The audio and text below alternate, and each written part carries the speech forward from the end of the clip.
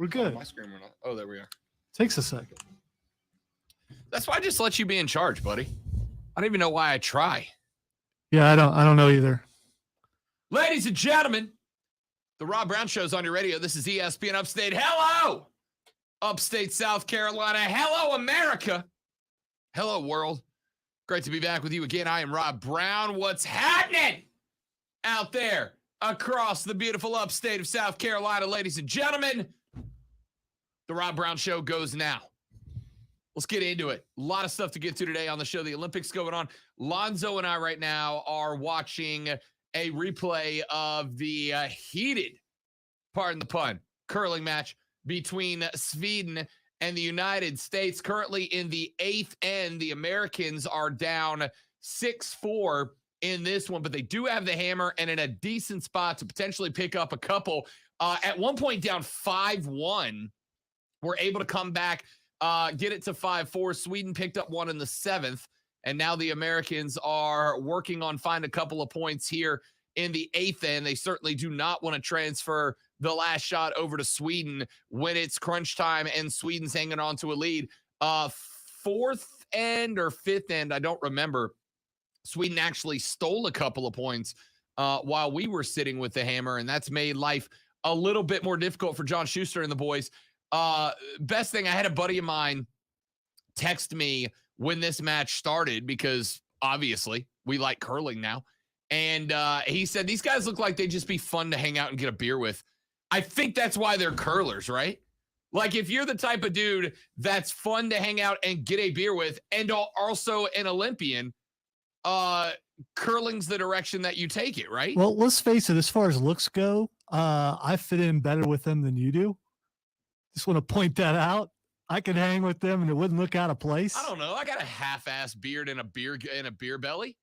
I feel like I'm right up their alley, man. I have a couple of hair heroes on the team. So, I mean, you know. True story. True story. We'll keep you up to date on the last two ends of this match. Sweden with an otherworldly shot to clear both of the American stones out of the house. So Sweden has 3 and the Americans none right now. 2 stones left for the Americans. They're probably going to just try to dump this one right on the button. Likely best case scenario now is to take 1 point, get within 1, transfer the hammer to the Swedes going into the ninth end in straight curling. That is to say men's or women's curling. There are 10 ends, 8 in the mixed doubles. So we would have already lost had this been a mixed doubles event. But since we go 10, still a chance. The percentage chance the Americans win is dwindling here, but it is not over at this point. We'll keep you up to date with this game as it plays on. A lot of NFL talk to get into today. We started breaking down the Super Bowl yesterday. We will do the same again today as I've put together a list of factors, a list of X factors. I gave you a bunch during the divisional and wildcard rounds of the playoffs. I'll do the same for the Super Bowl as I was to toot my own horn, toot-toot-loot. I was pretty good about what the X factors were going to be in the wildcard divisional and championship rounds of the playoffs. So I'll give you what I think the X factors are in the Super Bowl as well. It's just around the corner. Plus a couple of Olympic stories that if you have not been following, you may want to get involved with. I know a lot of you have no interest in the Olympics, and that's okay, but a lot of us do. So I'll talk about a couple of the big stories I'm keeping an eye on and plenty more. Directly across the glass from me, the guy in charge of the broadcast today, and frankly, well, if we're being honest, every single day, he is the great one, the alpha and the omega of ESPN Upstate, Colonel Grudge. He is at #DadKicks, Lonzo, in charge of the broadcast. What's up, Zoe?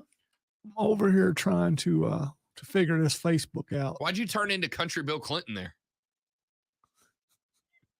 You kind of did. I've never been able to do a Bill Clinton. Oh, you just did. No. Okay. All right.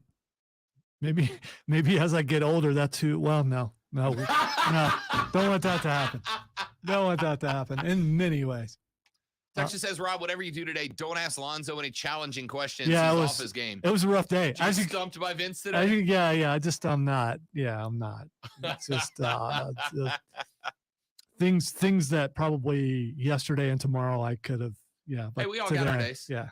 What had happened was Lonzo was so geeked up after an outstanding AEW Dynamite last night, that he's all zoned in on Fight Club right now, is what it comes down to. Yeah, that's it. I'm zoned in. Yeah. Yeah, that's he's not zoned out, he's zoned in. I'm zoned in. It's just one very small zone. It's not a big zone. Ladies and gentlemen, let's get to the show, shall we? Let's do lunch. This is a very nutritious lunch. All the food groups are represented. What in the wide world of sports is going on here?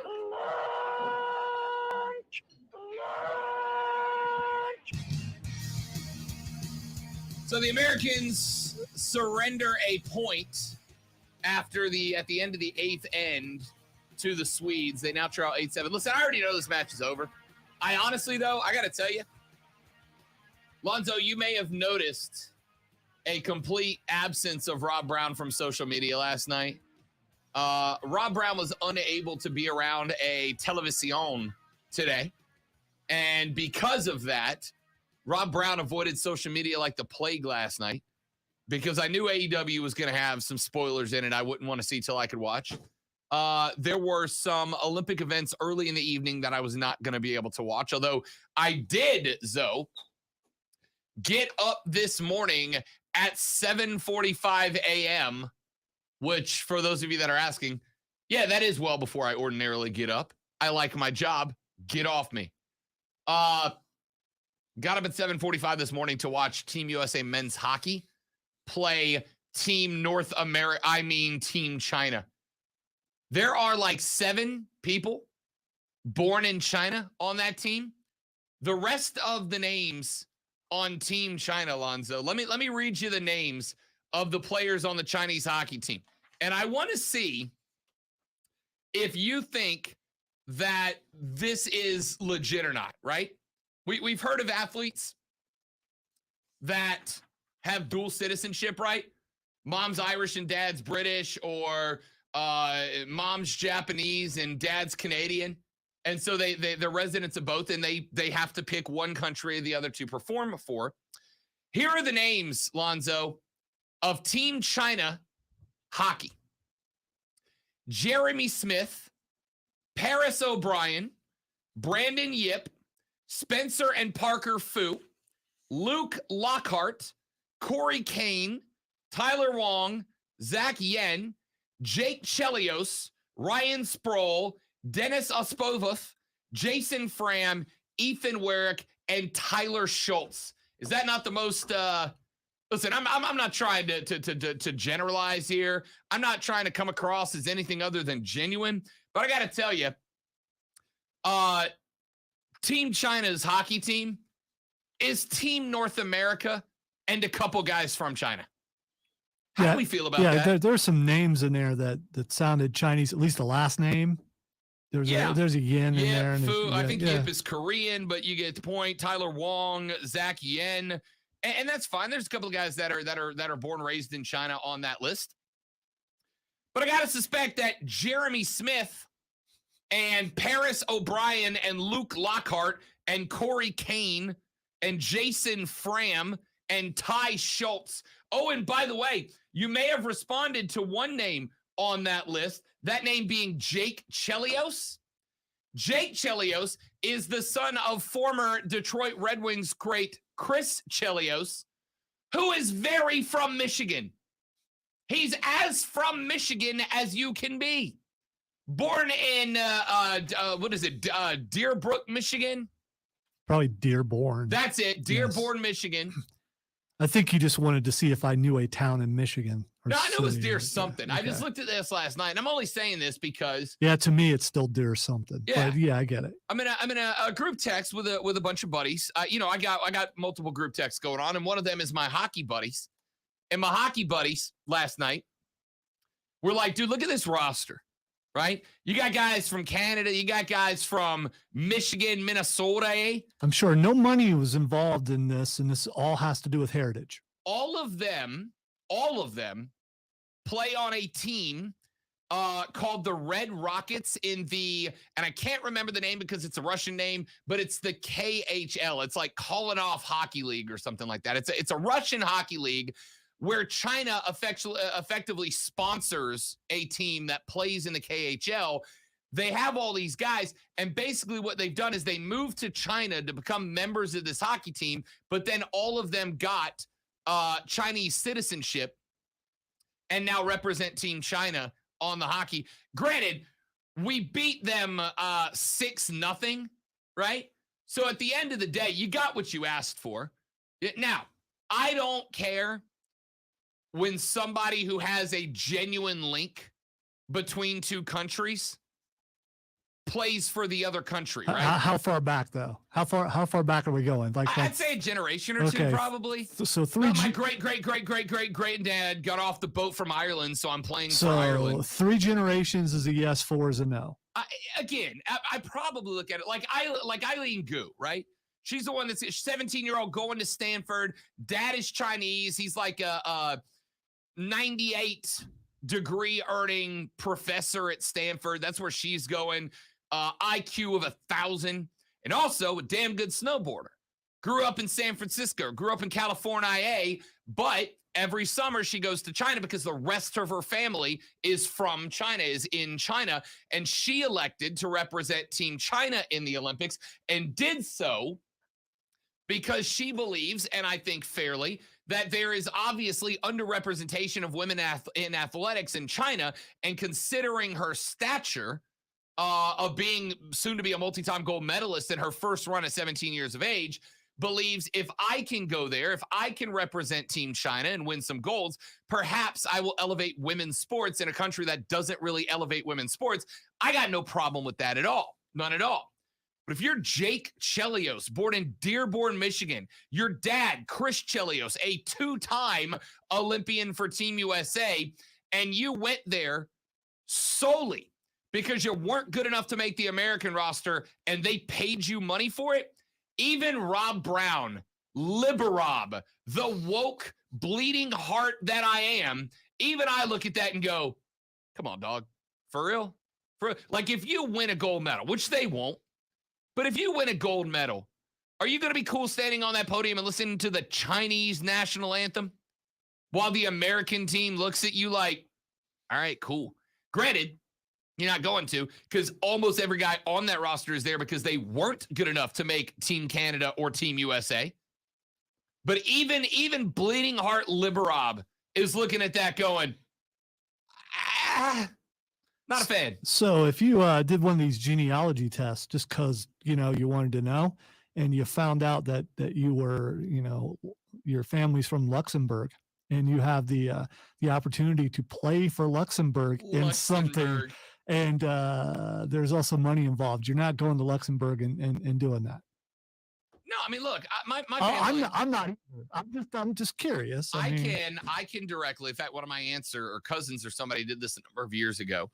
One of my aunts or cousins traced our lineage back a number of generations, and I think if you go back 4 generations, my dad's side of the family is in Ireland. All right, so I'm 4 generations disconnected from Ireland. My great grandma and grandpa's Ziegel, and then the Cronin clan, who we've connected to, are from County Cork, Ireland. 4 generations ago, my direct descendants on my dad's side were from Ireland.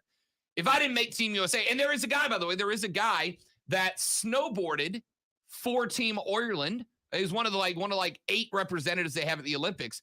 Snowboarded for Team Ireland, and did so because it was, if I recall correctly, I'm doing this off the top of my head, his great grandpa was from Ireland. I really don't have a huge issue with that, right? Like, he's 2 generations removed from being Irish, and he's not necessarily snowboarding for Ireland because he wasn't good enough to make Team USA, although I don't think he was. I think he was going to be 5th out of the 4 we sent to snowboard. I don't have an issue with that. That's a legitimate direct connection. I gotta believe, and I'm at the risk of aggravating some of my woke friends here. I gotta suspect, though, that if we go look down the lineage of Jeremy Smith and Jake Chelios, we're not gonna find any Chinese folks that immigrated here 1 or 2 generations ago. I'm not saying they don't have any Chinese representation in the family tree. I don't know. I haven't done the research, but I got to guess. Well, maybe they're just so anti where they were born, they decided to go somewhere else. I mean, maybe. It doesn't make it acceptable, but I mean, but they didn't. They went there to play in the KHL. China effectively sponsors a team in the KHL. They are getting paid professionally to play in the KHL. I got no problem with that. Every time you say KHL, I just see guys who got caught by the KGB and now they're being forced to play hockey. Let's see. The KHL is it's Continental, but with a K because it's Russian. The Continental Hockey League, the KHL. If you can get a job playing in the KHL and you want to play hockey, knock it out, man. I'm happy for you. I don't understand why anybody would live in Des Moines, Iowa. But if somebody from Des Moines, Iowa called me and said, we'll give you $1 million to come do a radio show here, I'd struggle in Des Moines for a few years, right? You'd be really cold the entire time. Yeah, but I'd be cold and rich. And I'm good with that. That's a trade-off I'm willing to make. I got no problem with the professional side of it. The fact that this is a league that wants to pay you enough money that you went, I'll go live in China and play hockey, or I guess live in Russia, get citizenship. I got no issue with that. That's fine. It is what it is. But this is the Olympics, dude. Right? If there was a like a tournament of like a league hockey champions tournament where all the leagues below the NHL set their best team to do a tournament to see who was the best team for the best league, and you were in the KHL and you flew here, cool. I'm good with that, right? Like, all right, fine. That's the league you play in. You're playing for the team you play for. Bro, Jake, Jeremy, my guys, you just didn't make the team, right? You just didn't make the team. By the way, the best part of it, as Texter says, now read them in Chinese. If you watched the game this morning, which I did, it was on one of the NBC offshoot networks. I watched the game this morning. The best part is, as being Chinese citizens, they have all been given Chinese names. The Chinese names are on their jersey, and that's the names that they put up on the graphics. But here's the best part about the broadcast, as I completely disregard the lunch breakdown because I got a lot of passion for this. The best part, aside from the Chinese names being on the back of the jersey, is that they put their Chinese names up on the graphic, like when the goalie has a save and they go Jeremy Smith 20. It doesn't say Jeremy Smith. It says Jeremy Shimisi. That's his Chinese name. But the best part is the guys calling the hockey game are like, nope, that's Jeremy Smith. They're like, all right, there's a shot from the top of the zone from Jake Chelios, whose name in Chinese is Jake Kalieosi. I think I'm butchering it, I know. And they put that name on the graphic, and dudes calling the game are like, sniper shot from Jake Chelios. They don't give it. They don't care. They're not in China. They're calling that from a studio in Burbank. Like, who gives a damn? So they actually know these guys, and that's the reason why they're calling their names? Or are they given both? This is their real name, and this is their Chinese name? Oh, no. So the protocol was supposed to be that they would be using their Chinese name. And NBC or USA or whatever network had this hockey game on. It was 7:45. I wasn't really paying attention. Dude, it's early in the morning. I'm Bro, using the real name. I didn't get out of bed. I watched this game from bed. All right. The team, the network carrying the hockey game is supposed to use the Chinese name. They put the Chinese name up in the graphics. The Chinese names are on their jerseys, and the guys announcing the game. And I want you to know, I respect this as a broadcaster so much. Because you're taking a big risk there. If the IOC or China says use the Chinese names, and then Ty Schultz takes a shot from the circle, for them to put Zhang and Lai up on the board and to go, nah, that's an off the pipe shot from the zone for Ty Schultz. Is that really? Nice job, Tyler. Is that really Ty's Chinese name? It is Zhang. Zhang, Z-H-E-N-G, Zhang and Lai. Okay. Is his Chinese name. All right. Ty Schultz. Are these directors, do they look at the guys and go, this is your, well, this is your name now? Some of them are close. Like Jeremy is Jairumi, J-I-E-R-U-I-M-I. I'm going to go Jai Ruimi. So I'm assuming that's the Chinese version of Jeremy, which again, I don't get it, but whatever, right? Like when Yao Ming came to the league, we weren't like, no, Yao, your name's Brian now. Your name is now Brian Jones, Yao. But that's what they do there. And if these guys are cool with dropping their English names, dropping their birth names in order to have a Chinese name, I don't care. It's not my position to judge. If that's a hill they're willing to get some cash over, then have at it. I just love that they put the Chinese name on TV and the guys calling the game are like, that's a shot from Tyler Schultz, while Zhang In Lai is showing up over his face on the graphic. I just don't get it, man. I don't get it. You guys know me. Like I said, bleeding heart, liberob, woke. You can call me whatever you call me. I frankly don't care. I know the things that I approve of. I know the things I support. I know the things I like, and I'm not ashamed of that. I will defend them. You are melting like 5 or 10 snowflake heart all over the upstate. That's about how many are here, like 5, 10. There's 8 of us. We meet on Tuesdays. We get off the show and we all go to Applebee's together. Yeah, that would be where you go. Where, yeah. Look, I'm woke. I'm liberob. I'm bleeding heart. I'm whatever you want to call me, right? That's what makes me the bad guy on the station, and that's fine. I accept it. Actually, you're probably more of a majority here, but anyway. I don't think so, but we'll find out. That being said, you know, it's one thing if you trace your direct descendants back to another country and you want to represent that country, especially if you still have a direct contact, right? Eileen Gu, no issue with Eileen Gu competing for China. No issue with that.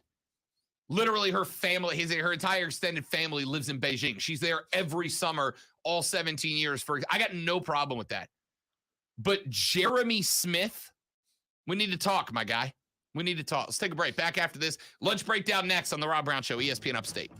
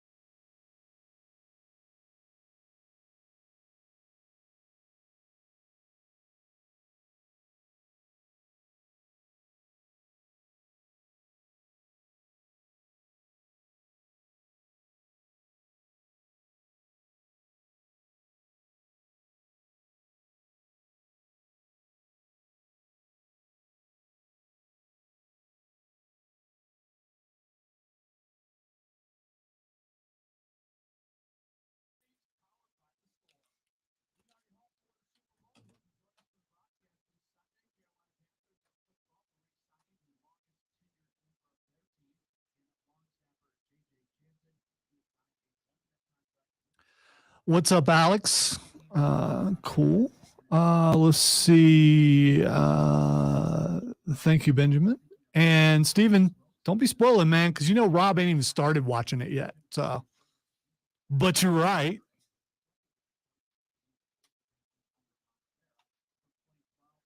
Look what he was able to do with just, I don't know, a month of training.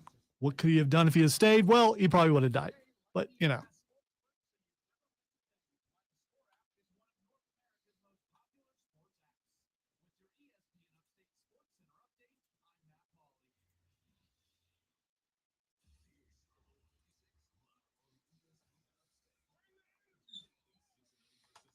uh-oh, why is Bethesda trending?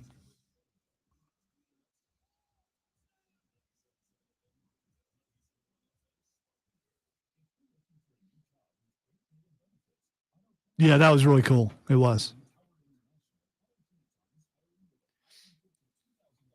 Keegan, I would say the series overall was pretty disappointing because you have to compare it to The Mandalorian and what it was like when The Mandalorian showed up. Rob's back. We got to quit talking about it because we'll spoil. And I'm going to have to do something I don't normally do. That is? I'm going to have to reach down into my sweats. I'm going to turn around. No, you don't need to. You can't see nothing. Because I knew something was bothering me. I don't know if this has ever happened to you. And in the, the back of my knee, I'm like, man, why is that scratchy? There's something. And it's a dryer sheet. It's happened to everybody before. Don't act like it's never happened to you. Unless you don't use dryer sheets. Oh, that feels so much better. That's been bugging me all day, and I just figured out what it was. I'm so glad for you, buddy. It's like that itch you can't quite scratch, and then you finally scratch it.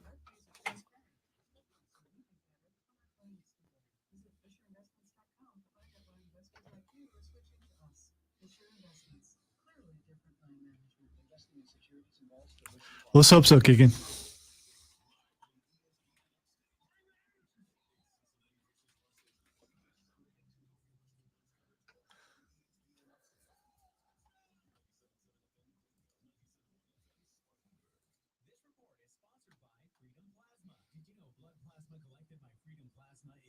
Several life-saving therapies, and did you know you can earn hundreds of dollars safely donating yours? Go to freedomplasma.com or call 864-377-8115.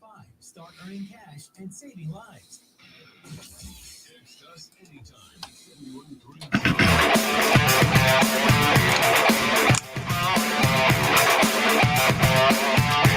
All right, so now let's do the lunch breakdown of 3 things you have to know before you go start talking sports with your friends, family, coworker, the dog, no matter who you're talking with. These will be the 3 things you're discussing. Item number 1. Today at 3 p.m., we hit the NBA's trade deadline. Today is the final day that teams can shape up their rosters, and we have seen a couple of moves so far, although there are a couple more big names that may be jumping around in the next, let's call it 2 hours, 28 minutes, and 47 seconds. Not but about 20 minutes ago, the Toronto Raptors have traded Goran Dragic and protected 2022 first-round picks to the San Antonio Spurs. In return, they are going to receive Thad Young, Drew Eubanks, and a 2022 second-rounder from the Detroit Pistons. The pick is protected somewhere between 1-14 in 2022, 1-13 in 2023, and if neither one of those are available, it would turn into 2 second rounds beyond that. The Spurs are negotiating a contract buyout with Dragic, which means that he would become a free agent, and teams expected to be in play for Goran are Dallas, Milwaukee, Chicago, and Sacramento. Speaking of the Kings, they acquired Bucks guard Dante DiVincenzo in a 4-team trade. Kings forward Marvin Bagley is going to Detroit. The Bucks are getting Serge Ibaka from the Bucks. Interesting one there. Detroit is sending out multiple second-round picks, as well as Josh Jackson and Trey Lyles to the Kings, and sending Same Ojeleye and Rodney Hood to the Clippers in the 4-team deal.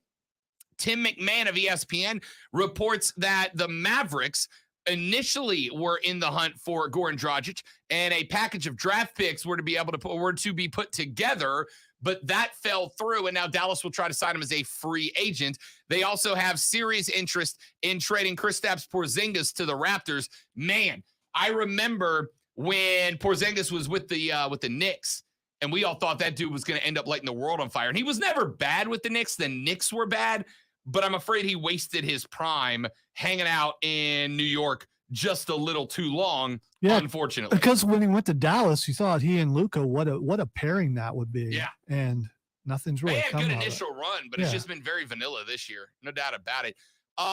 Brooklyn Nets coach Steve Nash said earlier this morning that he feels the same way he did the other day, that James Harden will not be traded today. Nash said, quote, he's not told me he doesn't want to stay, so I'm working off our conversations, which is he wants to be here and we want him here, end quote. That is directly contradictory to the Woj bomb that dropped from Adrian Wojnarowski earlier in the day. Woj said that he does want out, but he is keeping it in-house. He's keeping it close to the vest because, and man, did this make me laugh out loud. I don't know if it will you as well.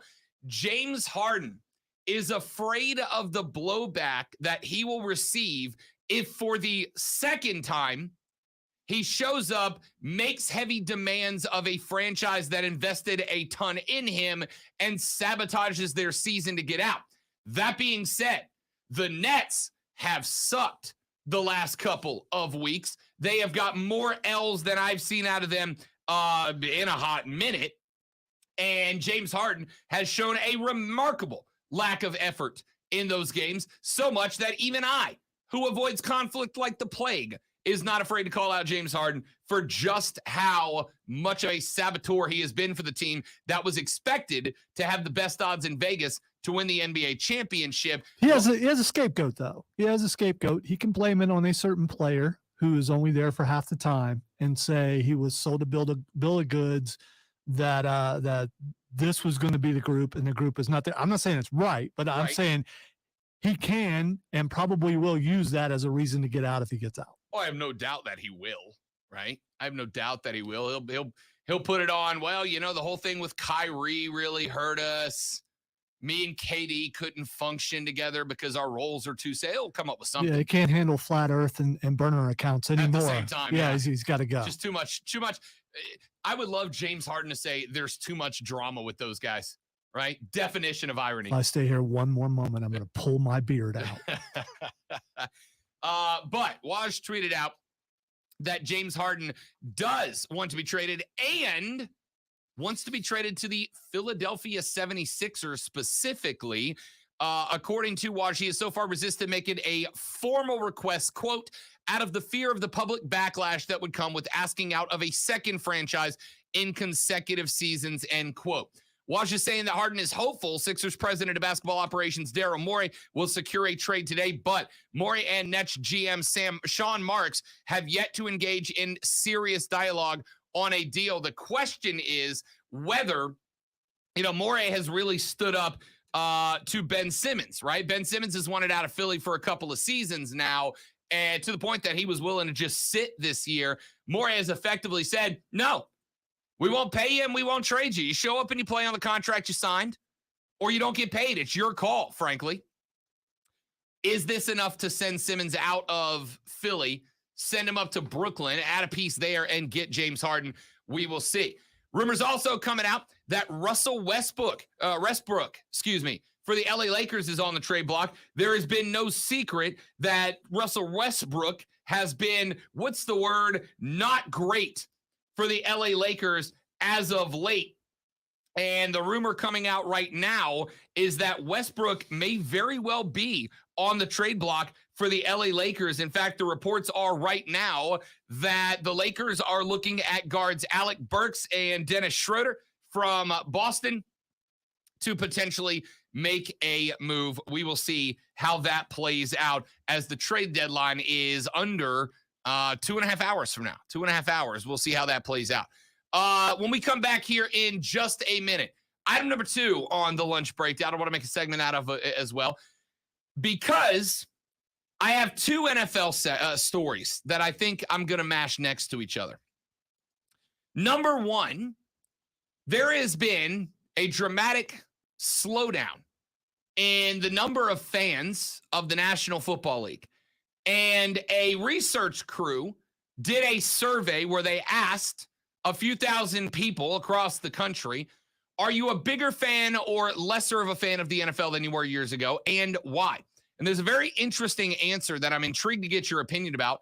On top of that, the NFL has announced now that they have added a third international destination for a regular season NFL game. And it led me to a conclusion I think you'll agree with. We'll find out when we come back on The Rob Brown Show. My name is Rob. He's Lonzo. You're listening to ESPN Upstate.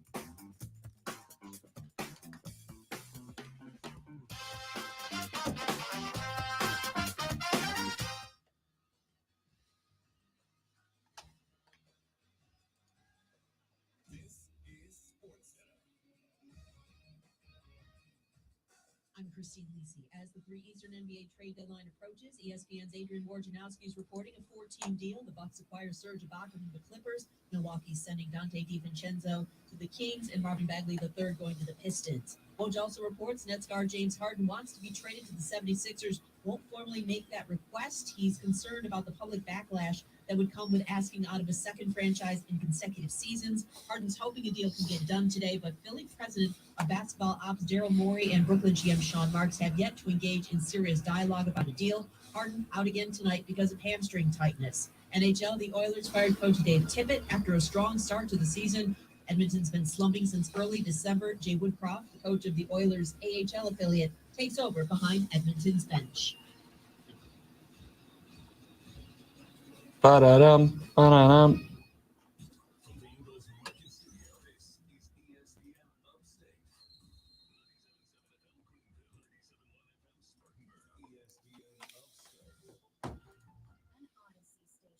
If you are on the job day in and day out, you know living with pain in your knees, hips, back, or shoulders is miserable. The good news, QC Kinetics gets it. They understand guys like you. They don't have the luxury of taking time off. They want to keep working. We are built for those guys that want to keep working and want to stay active. So the vast majority of who we see are the blue-collar guys like me and you. QC Kinetics uses biologic therapy, just like pro athletes have used for years, to get you lasting pain relief with no surgery.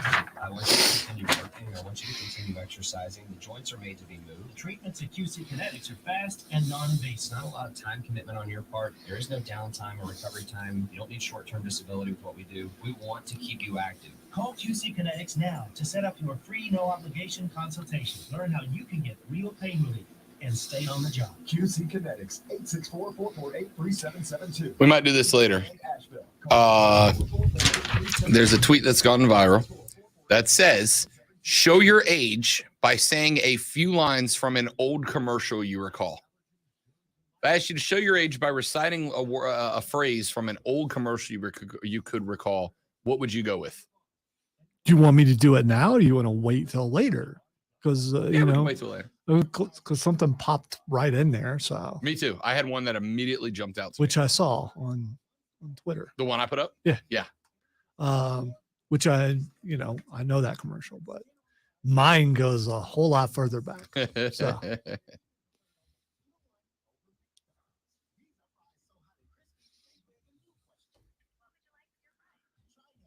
I actually have more than one, and they're all based in the 70s. So, I mean, I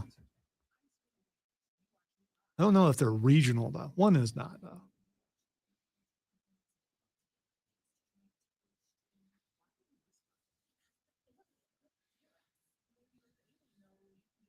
Although a music class in 7th grade, I think it was, we had to sing a medley of commercial jingles. A lot easier to remember something like that.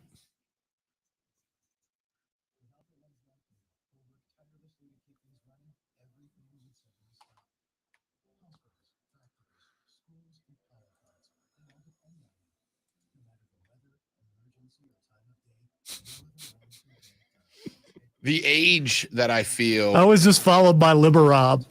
Yes. Yes. Oh, that's funny. You think that's Kevin Durant? Burner. I love it. Harley in the next break.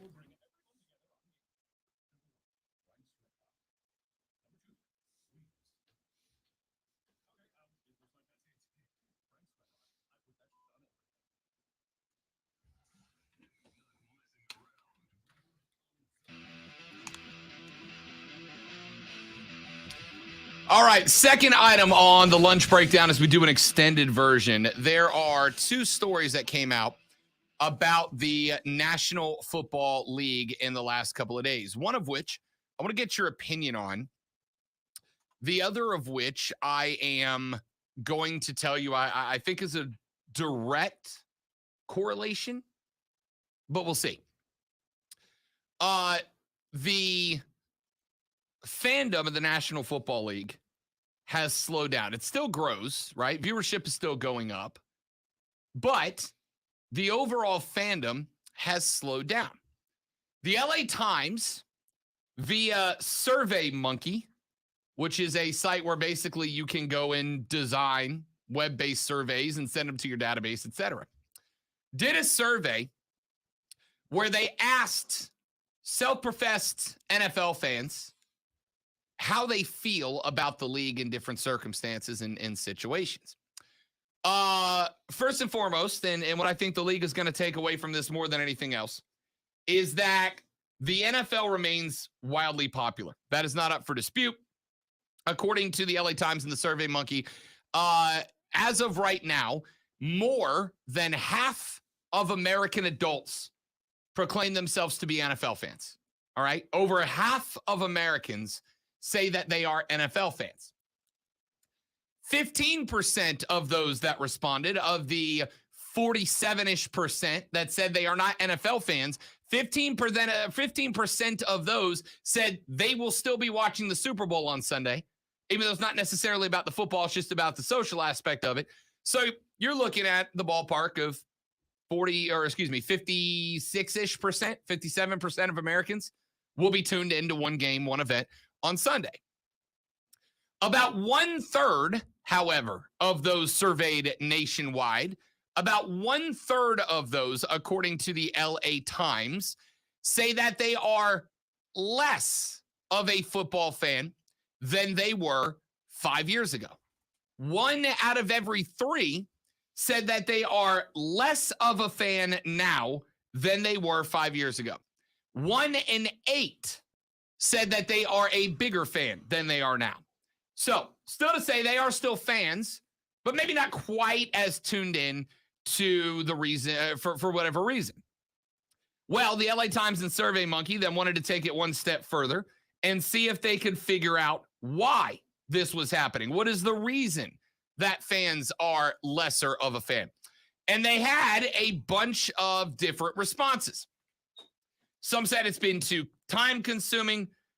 Some said that they feel like the league puts emphasis in the wrong places. It's an over infatuation with a couple of players. Only big market teams are getting attention from the league, whatever. But of the people who are less of a fan now than they were 5 years ago, of the people that are less of a fan now than they were 5 years ago, people in that group are twice as likely to have ticked the box that answers they are not as big of a fan of the league because they feel that, and this is how the question was phrased. Now, personally, I think this was a bad way to phrase the answer, but it is the answer they phrased, so I will report it as such. About a quarter of the people who say they are less of a fan now than they were 5 years ago is because the NFL is, quote, doing too much to show respect to black players and coaches, end quote. Basically, they phrase it this way, and I think this is above and beyond. I think the right way to phrase it would be the NFL's approach towards social justice and social inclusion policies. Because the way it's phrased makes it sound like inherently racist. Yeah, right? that if you check, that's the reason you're a racist. That's Right. the way it's phrased. Right. So right away they're skewing how the poll will go to make sure that a lot of people will say that's not the reason. Right. I agree with you. In fact, I think if they would have phrased it better, is it because of the NFL's social inclusion or social equality initiatives? I think that number would have been higher, right? Because I guarantee you there was a handful of people that looked at that and they went, I ain't taking that. Are you kidding me? If these results go public, I look like a racist if I answer that. I got a problem with it. But it was a noticeable amount of people who answered the question that way. It was not just a handful of people. By contrast, another controversy involving the NFL, its response to the risk of long-term brain injuries amongst players, showed no such pattern. Overall, 62% of Americans say the league has not done enough to respond to that risk, compared to 27% of respondents who said it has done enough, and 5% who say it has done too much, ? So because of that response, I am going to say that there's probably a 3% error margin in this.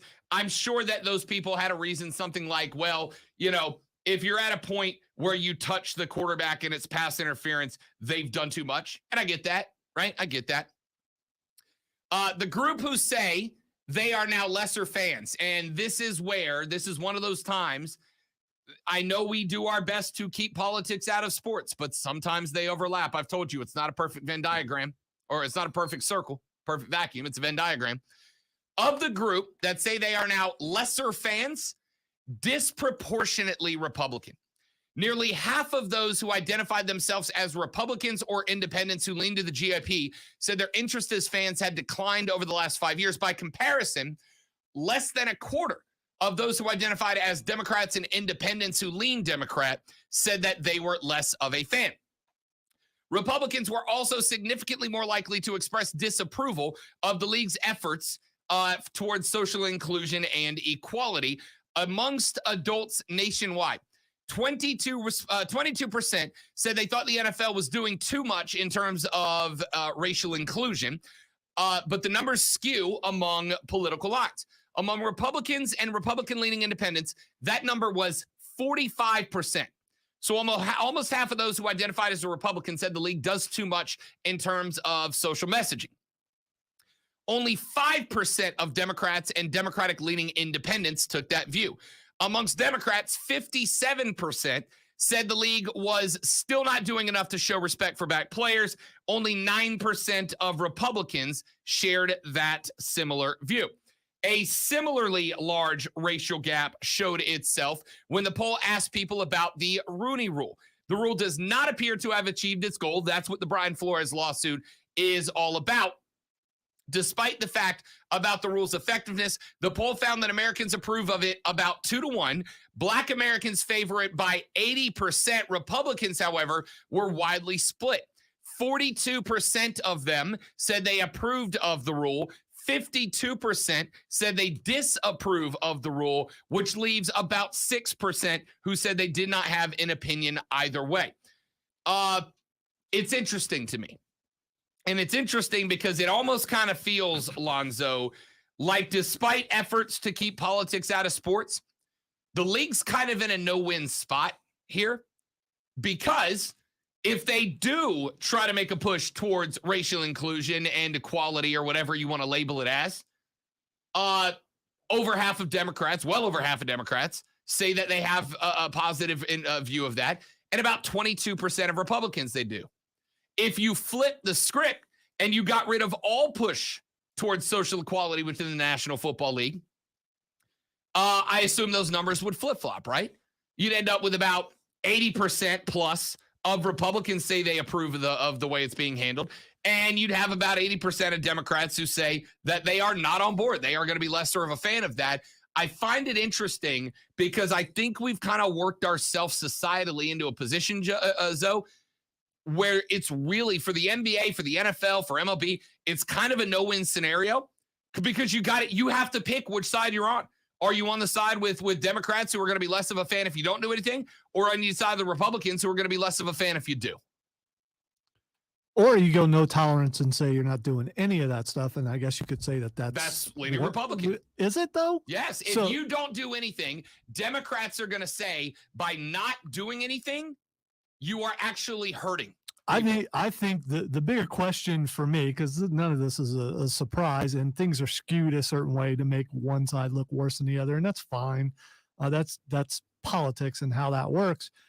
Is the fans you've lost, some of them you can get back. Some of them, there are some people who, when they're done, but then there are others that you can get back. There are a lot of people who left the NFL, but they came back. Oh, yeah. Listen, I believe the majority of people who said, I'm never watching football again. Oh, They there, didn't stick by that. there are some. The majority of them. Yeah, but there are some. Maybe one or two took like a season break, but the majority didn't leave.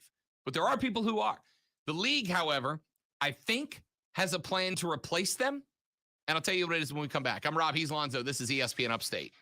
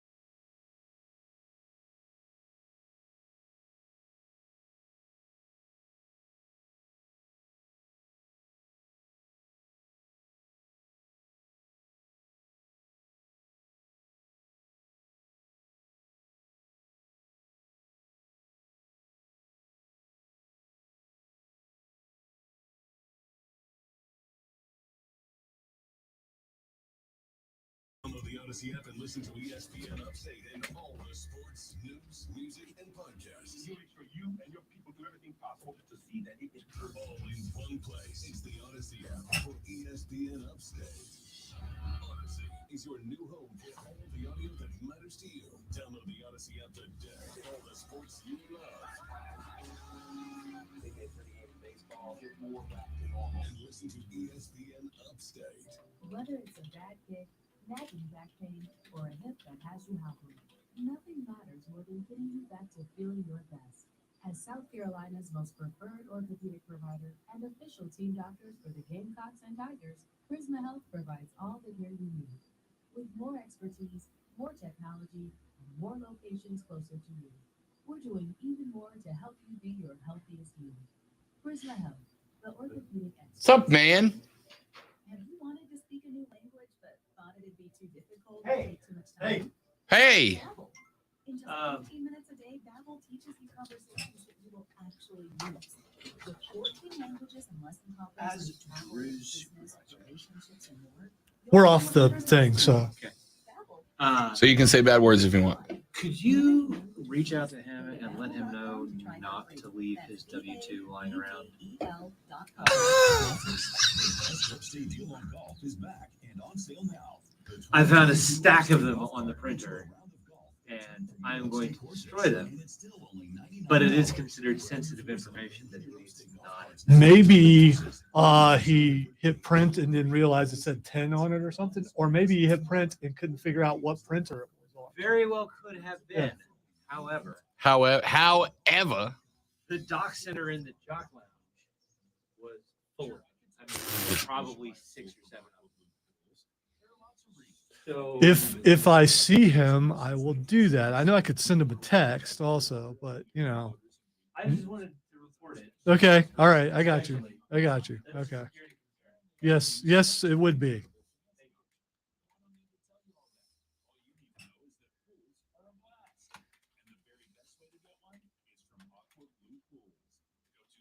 Why does Walgreens offer copays as low as $0 and 90-day refills? Because we care about Medicare, so you don't have to. I mean, do you really care to hear me go on about same-day prescription deliveries making your life easier? Or how there's a pharmacy expert available 24/7 and one-click refills? Well, I just did anyways. Fill your Medicare prescriptions with Walgreens and save. Ho, ho, ho.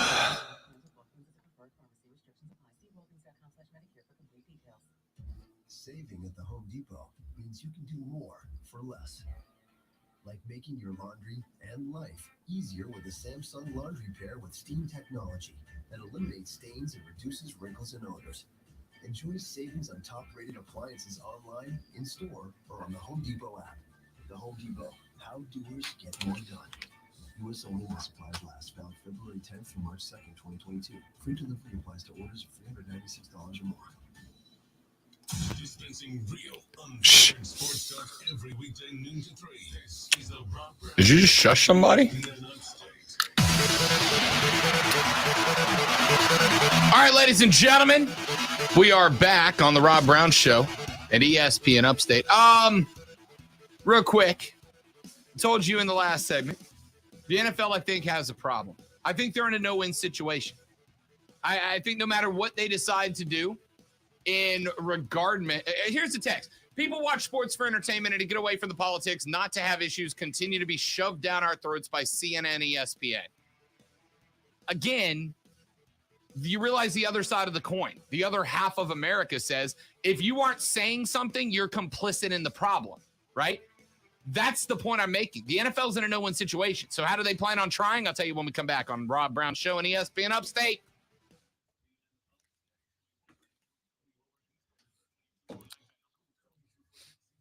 You know, Steven, these are the kind of things that make me not want to stream anymore because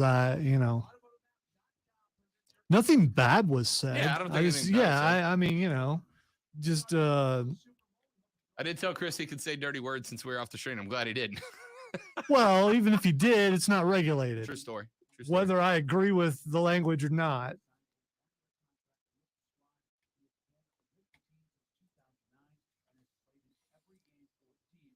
Rashad today or no? Yes, I forgot it's Thursday. Okay. And that would be right now. Yes, it would. Okay. I already, have the number prepared because Beautiful. Because you're good at your job. Except for, muting a mic when it's supposed to be muted. Other than that, yeah.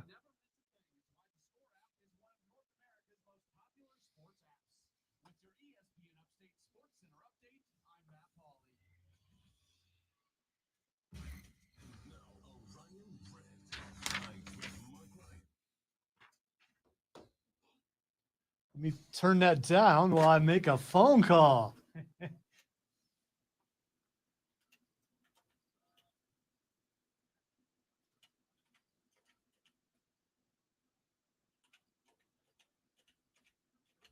Maybe. Stupid button.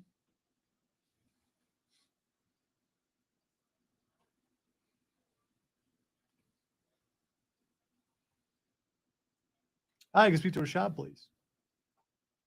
Hey, we are going to have to work a way to get you on StreamYard with us. Okay. I don't know if we can do it right. Really? Okay. Well, I'll mention it to Rob. Maybe we'll send it to you right now. I mean, it's really short notice, though. I mean, we got 30 seconds, but.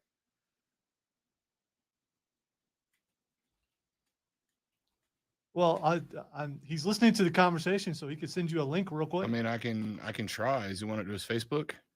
Are we gonna have time? Yeah, send it to us. Yeah, you know what? Let's just shoot for next time. Yeah. Okay. Okay, I'll make sure I remind everybody next time. All right, hang on. He says StreamYard's what he uses all the time. So next time we can use that, and that would be awesome.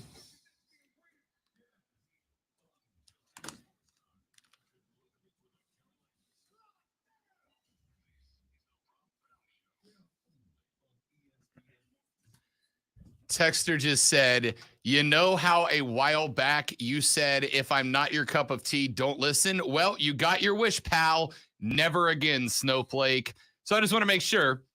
I read you the results of a report, which, Lonzo, I didn't give an opinion on one way or the other. I just read you the results. Well, Rob, your tone kind of made it sound which side you were on. I didn't give it a single opinion. I read the report. I told you what the report results were.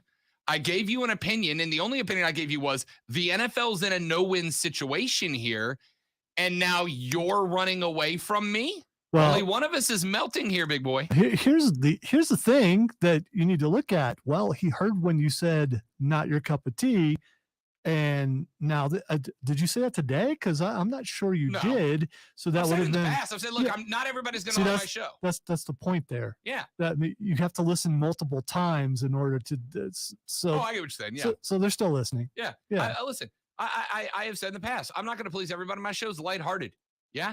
We're occasionally going to tackle serious topics. This Brian Flores lawsuit is a subject that must be tackled. It's not an option. It's the biggest story the NFL's faced in years. And even if it ends up falling apart, at the time it was filed, it's still the biggest thing ever. A report that says that 1 in 3 NFL fans say they are less of a fan than they were 5 years ago, and 1 in 8 say they're more of a fan. A report that says half of America, 25% of America says the league's doing too much in terms of social equality, and I'm not watching because of it. That's a big deal. The only thing, however, that I said was the league's in a no-win situation, because if they do nothing regarding social equality, then folks on the left are going to go, well, you're complicit in the problem. I'm not watching anymore. And if you do a lot for social equality, folks on the right are going to say, this is too much. I'm not going to watch anymore.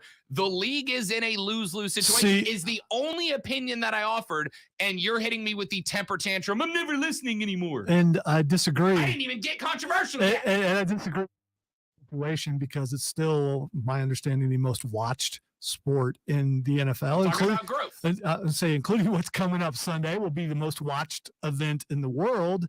And I don't think they need to worry about going bankrupt over this. And like I said, some of the people who said they're leaving, they filtered their way back in. Sure. Because football really got good the last couple of years. Speaking of football, hashtag segue, we should talk some now. Let's talk a little Carolina Panther football. Bring in my guy, Rashad Beard, host of the Panther Nation podcast. He comes on the show every Thursday at 1 o'clock to talk Panther football. Rashad, what's up, my guy? What is going on? Exciting times, man. I'm here. I got to tell you, buddy, I'm keeping an eye on Charlotte.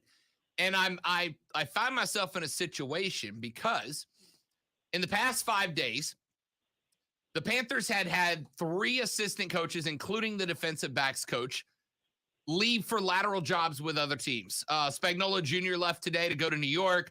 Yesterday, the DB coach went to Vegas, and I can't remember who the first one was, but 3 assistant coaches have departed and made lateral moves. Nobody's getting promoted. They're going to the same job elsewhere. But at the same time, I'm looking at the roster of coaches that Matt Rule has put together over the past couple of days. And if you were complaining about a coaching staff not having enough NFL experience, well, that problem has been solved. You got Ben McAdoo, a former head coach, on the roster. You got James Campen, one of the most respected offensive line coaches in the league. Paul Pasqualoni is on the roster, Chris Tabor, and yesterday the hiring of Steve Wilkes, who has been a head coach in the league as well. There's half of me, Rashad, that goes, why are coaches leaving to take lateral jobs? That tells me there's no confidence. But then I'm looking at the names that are joining, and there's 2 former head coaches, 2 of the most respected coaches, position coaches in the league that have joined the roster. Where do you fall on this? Yeah, so we talked about this last night, and it's very interesting because I'm with you. I find it very interesting that guys are leaving, right? Those guys are taking lateral moves to go to other teams. That typically does not happen. A position coach typically gets promoted and goes to another team. You rarely see a team – the only time you see this happen is when a team is in a situation where things aren't going that well, and those guys are seeking a little bit more job stability, right? Because you put yourself in a position coach's shoes, right? I'm coaching under Matt Rule, who, for all intents and purposes, is on the hot seat coming in this year, right? I can leave to go to another team where I'm going to get at least another 2 to 3 years worth of job security, right? You got guys like Jason Simmons, who left. I think he went to go to the Raiders and coach under Josh McDaniels. That's a new staff. They're going to be around for at least the next couple of years. Then you had Frisman Jackson, who was our wide receivers coach, leave to go to the Steelers, right? The Steelers, Mike Tomlin, pretty safe bet, right? They don't fire coaches.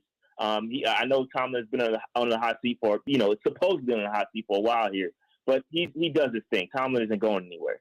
So typically these guys are leaving to go to better situations. And that, to me, and it screams alarm bells, right? Because then you look at who we're bringing in, right? These guys are guys that have been across the league. They have several stints in several different places. These guys are not, they're not like these high priority guys. These are guys that are pretty much done with the league. They come back and now looking for their pretty much second opportunity. Steve Wilks was in college, and I love Steve Wilks. I think it's a great hire, by the way. I'm a huge fan of Steve Wilks. I think he got the shaft when it comes to Arizona. I think he got the raw end. But I love Steve Wilks there, and he's going to be great at DB coach. The other guys we hired, these guys are, come on, like McAdoo, he hadn't been in the league for a while. The D-line coach that we hired, he's 72 years old. Him and Phil Snow are going to go to AARP gatherings together. Like, these guys don't scream. Like, I'm not, like, overly excited about these guys. Do they have experience? I think that's important. Yes, they do have experience. But they've been out the league for a reason, right? And I question whether they're the right candidates. And only time will tell. Only time will tell. Rashad Beard, host of the Panther Nation podcast. You can follow them on Twitter at Panther Nation PC, at Panther Nation PC. And, of course, make sure you subscribe to the YouTube channel. Search Panther Nation podcast, subscribe, click that bell icon because Rashad and Big Dave go live like a lot to talk about football. So if you like the interviews, you're going to love their YouTube show, Panther Nation podcast. I asked you this last week, Rashad, and I'll ask you if your opinion has solidified, changed, whatever. At the Senior Bowl last week, we found out that the Panthers, basically their first two interviews were Kenny Pickett and Malik Willis. Now, I said 2 weeks ago with the hiring of Ben McAdoo and some of the adjustments that have been made, I thought the Panthers were eyeballing quarterback with the 6th pick.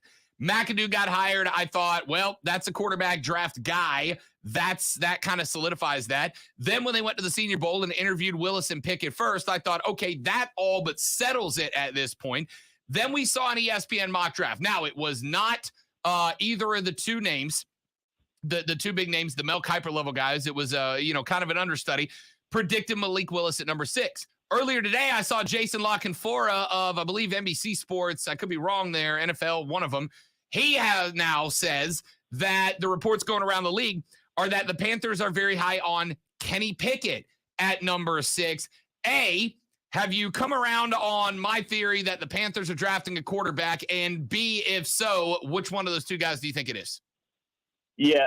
So again, this is not my opinion, right? This is more what I think the Panthers are going to do. So let's separate those two, right? I think that the Carolina Panthers are going to look to get the most pro-ready prospect, quote unquote. I use that term loosely because I hate it. But when you talk about these analysts, right, they use the term pro-ready, and I think everybody tends to think that Kenny Pickett is ready to come in and make an impact day one.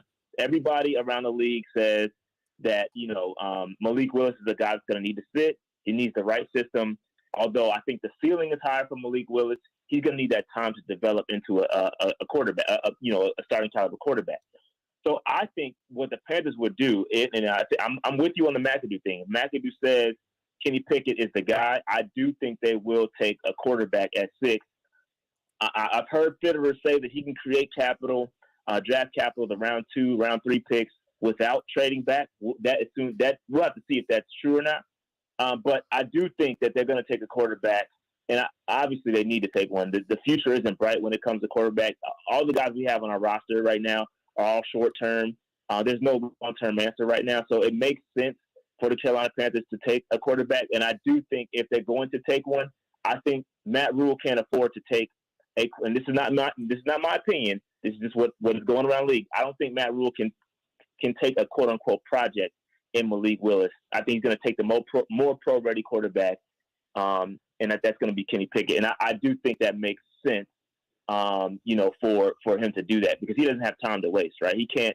Who's to say he's going to have the opportunity to wait on Malik Willis to develop? He's got to win now. So I think Kenny Pickett does make sense to be the pick at 6 if they're going to take a quarterback. Rashad Beard, host of the Panther Nation podcast here on the Rob Brown Show at ESPN Upstate.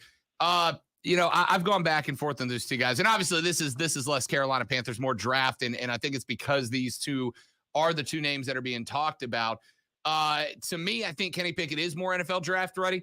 I think Malik Willis has got higher upside, right? Like he doesn't stand out to me the way that Lamar Jackson did. Lamar was, I think, the only player in like the last 7 years that I said that guy's going to be a bona fide star coming into the league, and I know it. He doesn't strike me as quite as polished as Lamar Jackson did, Rashad, but also he's playing at Liberty University, right? He didn't have the talent. He certainly wasn't playing against the level of competition that Lamar was at Louisville, going up against Clemson and Florida State, et cetera, et cetera. But I think Malik Willis has more upside. Rashad, allow me to be the pessimist for a second. What a parting gift it would be for Matt Rule to draft Kenny Pickett, who is more NFL ready today, but does not have the ceiling I think Malik Willis has, only to watch Kenny Pickett be a Daniel Jones style quarterback and Malik go elsewhere and be Lamar Jackson 2.0. Any fear of that being the case? That, my friend, is why I have concerns about this coaching staff getting another crack at the quarterback. Because if it doesn't work out, right, you just said it, that parting gift. He leaves. We're stuck with a quarterback that maybe the new head coach doesn't want. And that I think the Panthers are in, not the coaching staff, like us as a fan, like no matter what, the fan is in a situation where we're stuck, right? We can't, well, I would hope that we would remain fans. And we're going to be stuck with a coaching staff that, look at what Justin Fields is going through right now, right? Justin Fields is going to get a new head coaching staff, and now they're going to have to either like what he's going, like his style, or they're not going to like his style, and they're going to want to draft another quarterback. He gets lost in the sauce. So I feel like as fans, we're in the ultimate rock and hard play situation because, yeah, we want a quarterback, but we don't like Matt Rule either. So like it's like we don't know kind of what to do. And so while I agree with us getting a quarterback, we need a quarterback. I just don't know if I want Matt Rule getting that guy, and especially if it's going to be the Daniel Jones-esque type quarterback, like you're saying, instead of us getting a Lamar Jackson style not style, but a Lamar Jackson type impact quarterback. We're talking about MVP level play. So I just feel like it's a real rock and hard play situation for the fans. I do think Matt Rule is going to do whatever he needs to do to get W's right now, and he could care less about what we think as fans. But yeah, it sucks. It really sucks for us. It really does. I'm trying to find, Rashad. I'm not a Panthers fan per se as a fan, but I am a Panthers fan in that, hey, when the Panthers are good, Rob Brown makes more money. So, of course, I'm the biggest fan in that regard. I'm looking around at silver linings, right? Like I'm trying to find all the silver linings heading into next year I can find. Brady retiring is one. Sean Payton leaving the Saints and them not having a quarterback and being in salary cap hell is one. The Atlanta Falcons just being the Atlanta Falcons is one. I am looking at the team itself defensively. It looks like we're going to have most of those guys back. Has the opportunity to, under Phil Snow, be a better defense next year. But offensively, with what we've seen out of Christian McCaffrey, with question marks about drafting a quarterback or not, today, before the draft, give me one or two silver linings on the offensive side of the ball that gives me some confidence that Carolina can make a jump towards the top of the NFC South while everybody else is down. Oh, man, that is so difficult to do, man. I would say this. Here's one thing that you can take away. I do think the offensive line is not as bad as we think it is. I do think we kind of found something in Christensen at left tackle towards the end of the season. I do think that he could be the future left tackle. I think we just need to give him more reps to make sure it's solidified. And I do think if we can just fix the interior guards and maybe a center, I think it's better than what we think it is, in my opinion. Again, just put the guys in the best position to succeed. Don't play around. Don't get cute. Put Deontay Brown in. Like, let him play a guard. You have a guy that was a monster in college. Let him play. Don't overcomplicate it. So I feel like the offensive line is not as bad as it's not as bad a situation that we talked about in the past if they just let those guys play where they're best. Outside of that, man, it's really difficult. I think we got a really good young receiving core. You got DJ Moore, you got Terrace Marshall. Terrace Marshall coming back for year 2. I think that's going to be big time. I'm hopeful that McAdoo can make something out of nothing. It just all hinges on the quarterback and what we're going to do there. I have zero faith in Sam Darnold doing anything for next year. I hope that we can get somebody else in there. But yeah, it's tough. That offensively, it's tough to find those silver linings, dude. All right, I got to jump in here real quick. We have breaking news. The Brooklyn Nets are trading James Harden to Philadelphia 76ers for Ben Simmons.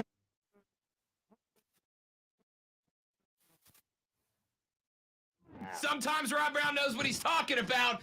James Harden to the Sixers. How we feel about it, Rashad? Forget the Panthers. We'll come back to that. How we feel about that trade, Shad? I like it. I mean, I'm a pseudo Nets fan because I like Kyrie. I'm a Kyrie fan. Anywhere my Duke guys go, I'm a fan. So no, I like it. I think it's solid. And if the guy doesn't want to be there, you gotta let him rock. And Ben Simmons has been looking to get out of Philly for a long time. I think it's a win-win for everybody. Yeah, I gotta think, man. Harden wanted gone. By the way, I don't know. Is he worth much though? No, not at all. Not at all. He's not. No. But you got to keep in mind, for Philly, Ben Simmons was effectively a dead asset, right? Like you're not losing anything by getting rid of Ben Simmons because he was never going to play any. So basically, you have traded. You've got James Harden in return for the rest of those guys, which is still a haul.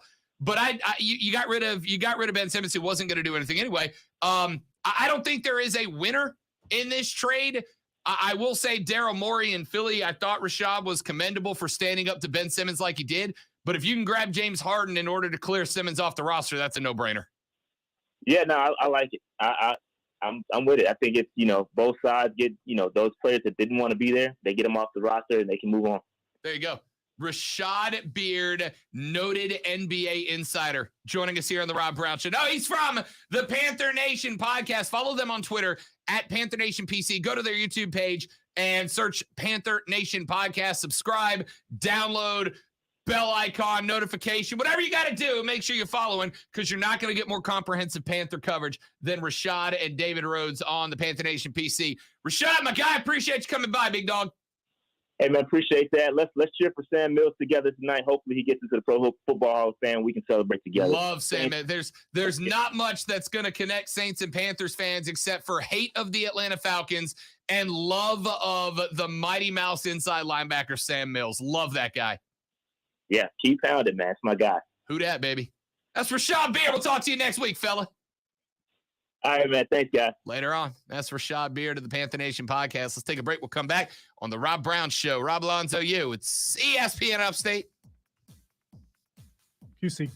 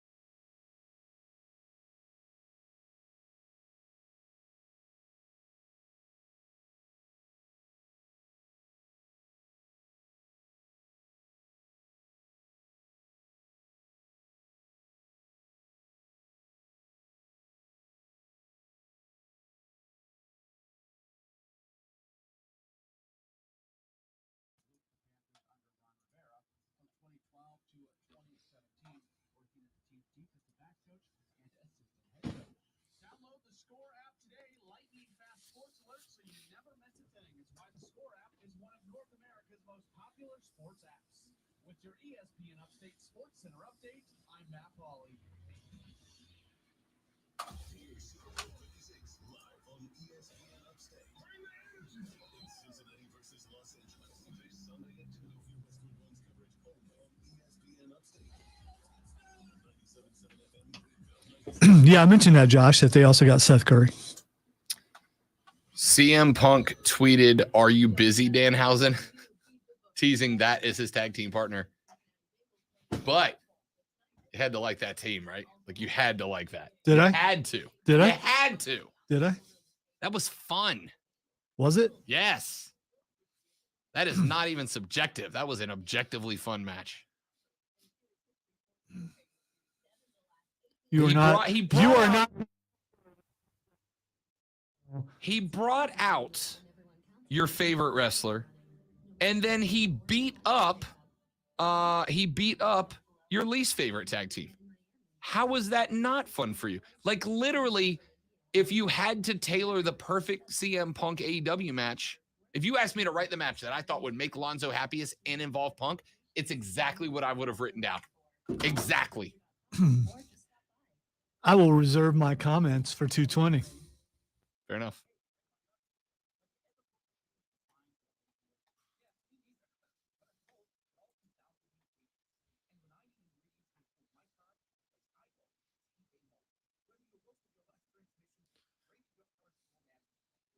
So if you're awaiting the podcast, it will be delayed by an hour because I forgot to hit stop on the first hour. Gotcha. Which happens on occasion. So then you just have to edit and post from 2 hours.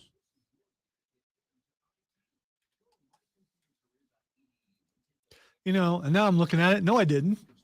I did not. You know what? I'm just having that kind of day. I actually did stop it. You deked yourself out. Yeah, I did. Deked yourself. All right, so it's going to be 10 minutes late. Never mind.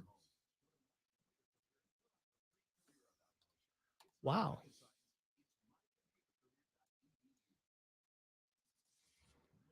I'm still upset that I left that mic on. That's what it is.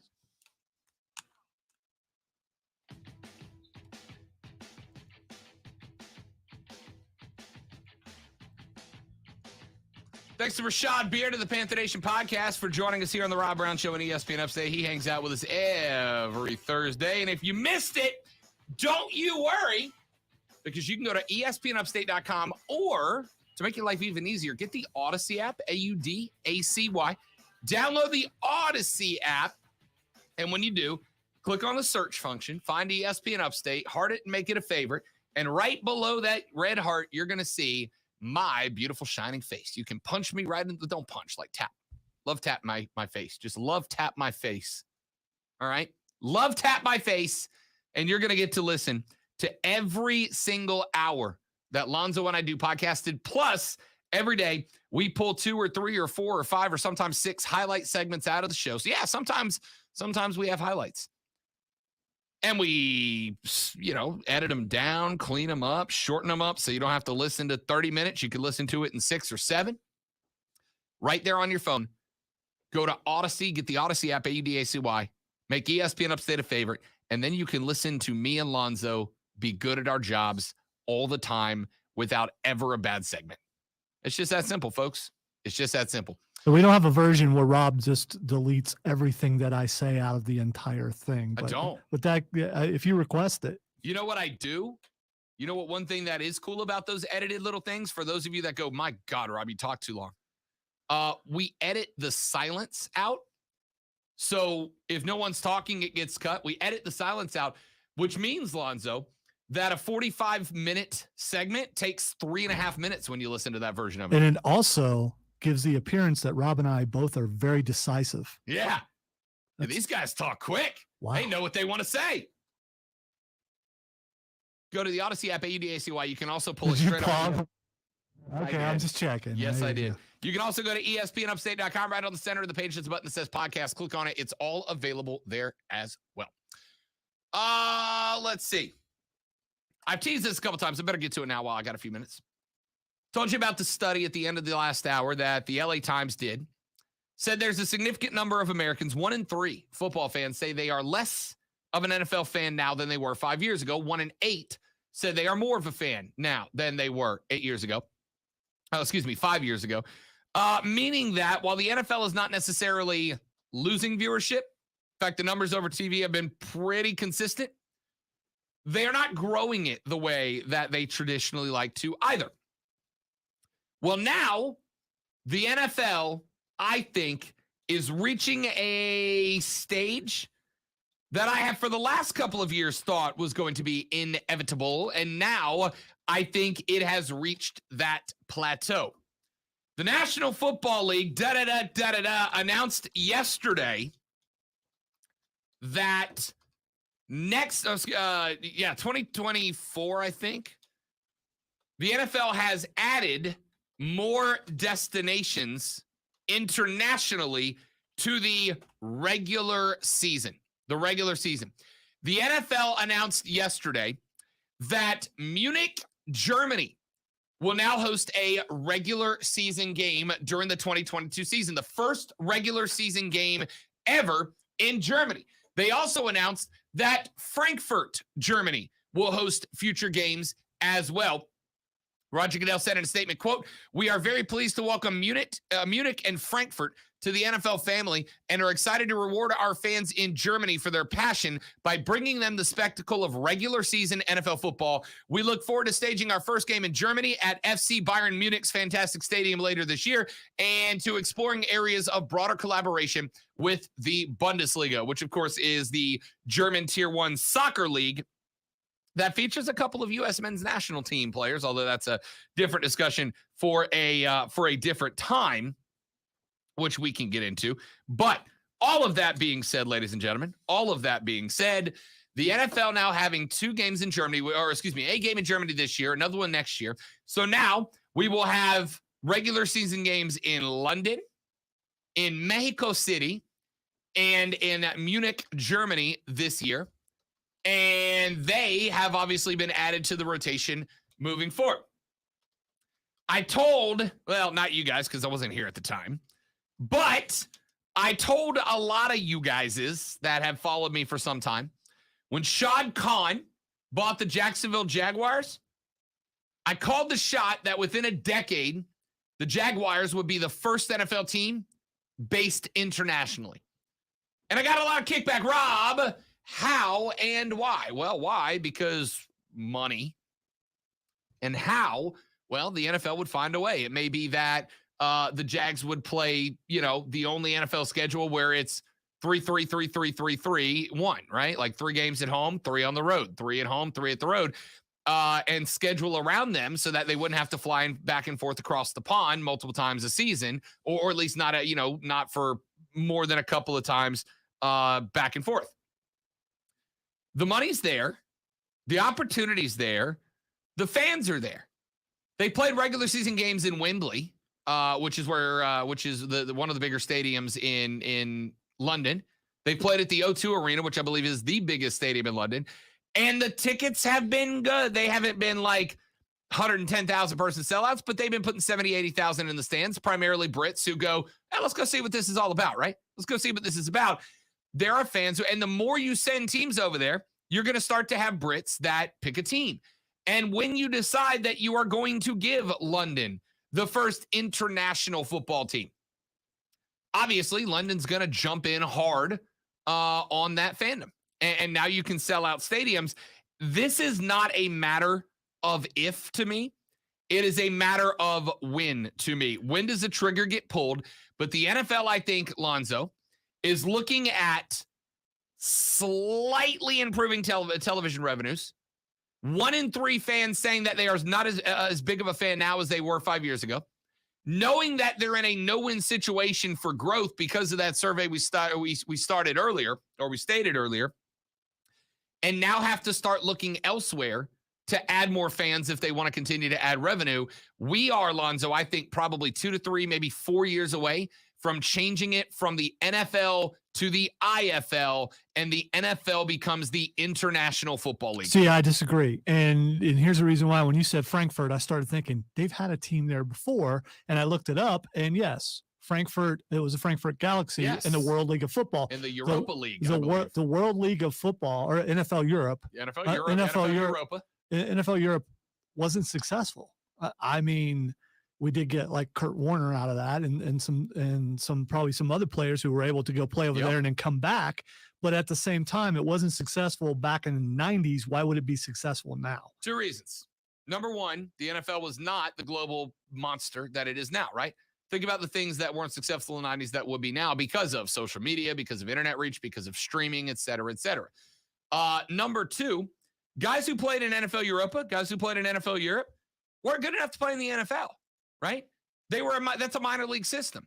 Just like if the Premier League, which is arguably the biggest, most popular league in the world, if the Premier League set up their B League in the States, or even a team in the States, but set up a B League in the States, they, like NFL Europe did, would do okay. They'd do okay. They wouldn't do much better than okay. But if America had a Premier League team, right? If let's say the Premier League decided to go international and stick a team in New York City or Orlando, somewhere on the East Coast to make it easy to fly back and forth. If the Premier side or if the Americans had a Premier League side, I think it would succeed. It may not be as big as a Chelsea or a Man United, but it would succeed. And I think the opposite is true. I think if you stick a Jacksonville Jaguars in London, and now London, who is vaguely interested in the NFL, again, they're pumping 75,000 into regular season games. And if you ever watch those games, as I am a degenerate and wake up at 10 a.m. to do so, if you ever watch those games, you will see fans in attendance, and I'm sure there are a few thousand Americans from both teams that go, not only do I get to go to London, but I get to see my team play. That's cool. But you see Brit fans that are wearing the spectrum of NFL colors, right? For whatever reason, they pick different teams. I'm a big Chelsea fan. Why? Because I turned on my TV one day and I saw Didier Drogba score a hat trick, and I became a Chelsea fan. They got their reasons. But if you stick a team in London, all of a sudden, they got a much bigger reason to become a fan. Europa, we sent our B-League players. NFL Europe, we sent guys who weren't good enough to make the league. If we sent not just guys who were good enough to make the league, if we sent guys who are in the league, it'll be successful. It'll work. I don't know that they'll reach the valuation of a Dallas Cowboys, right? I don't know that they'll reach the valuation of a Chicago Bears, but it will work. They'd have a decent fan base, a fan base that has not been crushed by the lifelong losing of not lifelong, but last decade of losing by the Jags. A fan base that's new, that has something to be interested in for the first time. I absolutely think it could be successful because you're not asking them to watch minor league football to hook them on football. You're asking them to watch the league. And I think considering the league now has an illustration of exactly why it is that they have to go searching for new fans. There's a reason that Munich and Frankfurt got awarded these games yesterday. There's a reason that Mexico City has been given regular season games. A reason that London has been games. These are trials. These are trials. These are the NFL going, where can we have games that sell tickets, that are successful, and that fans engage? And if Mexico City was pumping 100,000 into Estadio Azteca, it'd be Mexico City. They get the first one. But if O2 Arena and Wembley are selling out for NFL games, London's going to get it. I don't think Shad Khan has like this great vision for football in Jacksonville. I think Sean Khan saw the writing on the wall that Roger Goodell and the NFL owners want a team in London, and Jacksonville's a good candidate for it. And because of this study I read you earlier, that says straight up, the NFL is not growing fans like it used to. Perfect time to pull the trigger. I don't see it working. And I think it's a little crazy to go to those places. I don't see what the dividend is in the end. I know you're saying they're trying to get more fans. I'm also curious about the study. Is it just on TV ratings? Because a lot of people are unplugging and they're only watching stuff on stream. These were this was a poll. This was not based on numbers. This was based on a poll they sent out. In fact, the survey did not even mention TV ratings. Are you watching more or less? It was just, are you a fan? Bigger fan, lesser fan? Are they doing enough for head injuries? Are they doing enough for racial equality? What are your thoughts on why you are a bigger fan or lesser of a fan? But I think it showed, like I said, the NFL has kind of backed itself into a corner, into a spot where they're in a no-win situation. So what do they do to expand? Go somewhere where there's not football and get as many as you can there. Do you think, Lonzo, watching Jacksonville Jaguars games this year, where the fans are showing up dressed as clowns? I've been to Jag games. When I lived in Jacksonville, I went to like 4 or 5 Jaguars games, okay? Just because I was bored and there was an NFL team there, usually to root against them. There were games I went to, Zoe, where the Jags had 17,000 people in the stadium, 20,000 maybe. Every now and then a Super Bowl caliber team would come to town and they'd put 25, 26, 30,000 in there. Do you think if they went to London, let's see, Jacksonville population, let's do a little on-air research here.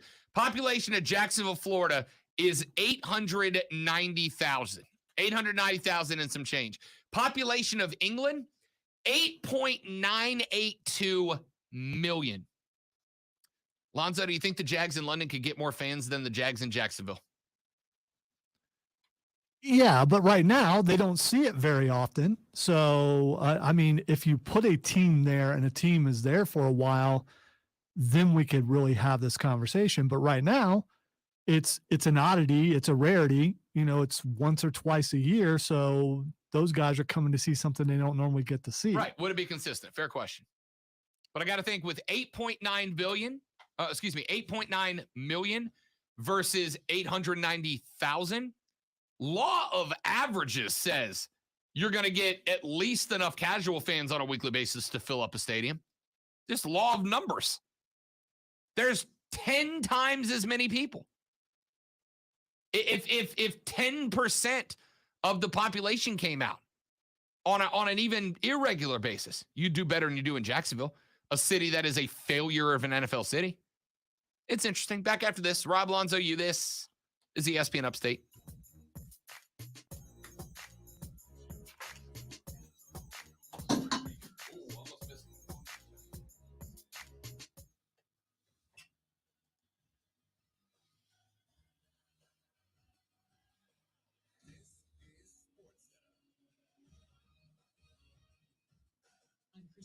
Breaking news, a blockbuster trade on this NBA trade deadline day. Guard James Harden gets what he wants, a trade to the 76ers. Point guard Ben Simmons gets what he wants as well, a one-way ticket out of Philadelphia. ESPN's Adrian Wojnarowski reporting the Nets trading Harden to the Sixers for Simmons, Seth Curry, Andre Drummond, and 2 first-round picks. Brooklyn's also sending Paul Millsap to Philadelphia. For the latest leading up to the 3 Eastern deadline, stay tuned to ESPN Radio. NHL struggling Oilers fired coach Dave Tippett. Jay Woodcroft, coach of the Oilers' AHL affiliate, takes over in Edmonton. Today, Baseball Commissioner Rob Manfred called the possibility of missing regular season games amid the lockout a disastrous outcome, but said he believes they'll have a new labor deal in time to play the regular season. MLB will make its latest proposal to the Players Union on Saturday.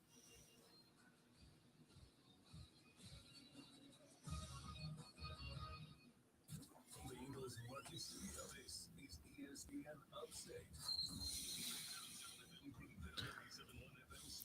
ESPN Upstate. An Odyssey station. So a friend told me about Mr. Clean Magic Eraser, and his exact words were, "It changed my life. I used to spend a ridiculous amount of time trying to remove tomato sauce from inside our microwave and soap scum off the bathtub. It's like seriously magic, and my secret weapon for cleaning the kitchen, bathroom, doors and walls, and even keeping my sneakers clean. Mr. Clean Magic Eraser, greatest invention ever." Mr. Clean Magic Eraser, the unicorn of cleaning. Without the ones like you, who work tirelessly to keep things running, everything would suddenly stop. Hospitals, factories, schools, and power plants, they all depend on you. No matter the weather, emergency, or time of day, you're the ones who get it done. At Grainger, we're here for you 24/7, with supplies and solutions for every industry, and access to product specialists ready to help. Call, click Grainger.com, or just stop by. Granger, for the ones who get it done. Jackson Hewitt needs you to know 3 things about filing taxes this year. 1. I don't know if you're watching. Well, wouldn't matter. No volume. The guy that was just on TV is a trainer for speed skating. Mm-hmm. And he just explained scientifically, really interestingly, why when you work out, why your muscles burn, right? He said that your body burns glucose, sugar, in order to make muscles work. And after you've burned off what the muscles have stored in it switches to glucose. It burns off oxygen. And then once they get oxygen depleted, when you start breathing heavy, it switches to burning glucose, which is sugar, which is how you lose weight. But once you start burning glucose, everything you burn has to have an effect, right? So oxygen, when it gets burned, is carbon dioxide. When your body burns glucose, it produces lactic acid. And that lactic acid, because it's acidic, when your muscles touch it, it burns. Like, not like harms it, but the response is to burn. And that's where that comes from. And once your body starts burning off lactic acid, or glucose, it starts to produce the lactic acid, which decreases the oxygen flow, which is why your muscles burn and get weaker as you go. They said lactic acid isn't bad, but if it starts to build up, you lose strength. And that's why these long skates, like, this is why they do so much cardio, to be able to maximize their oxygen input to put off burning glucose. Super interesting.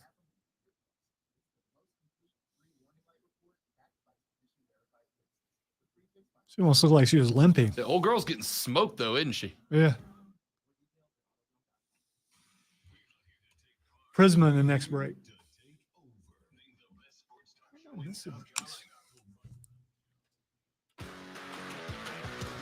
So there's a question floating around on Twitter that's very interesting about, you know what, let me read the text. I got a bunch of texts. I'll come back to that in a minute.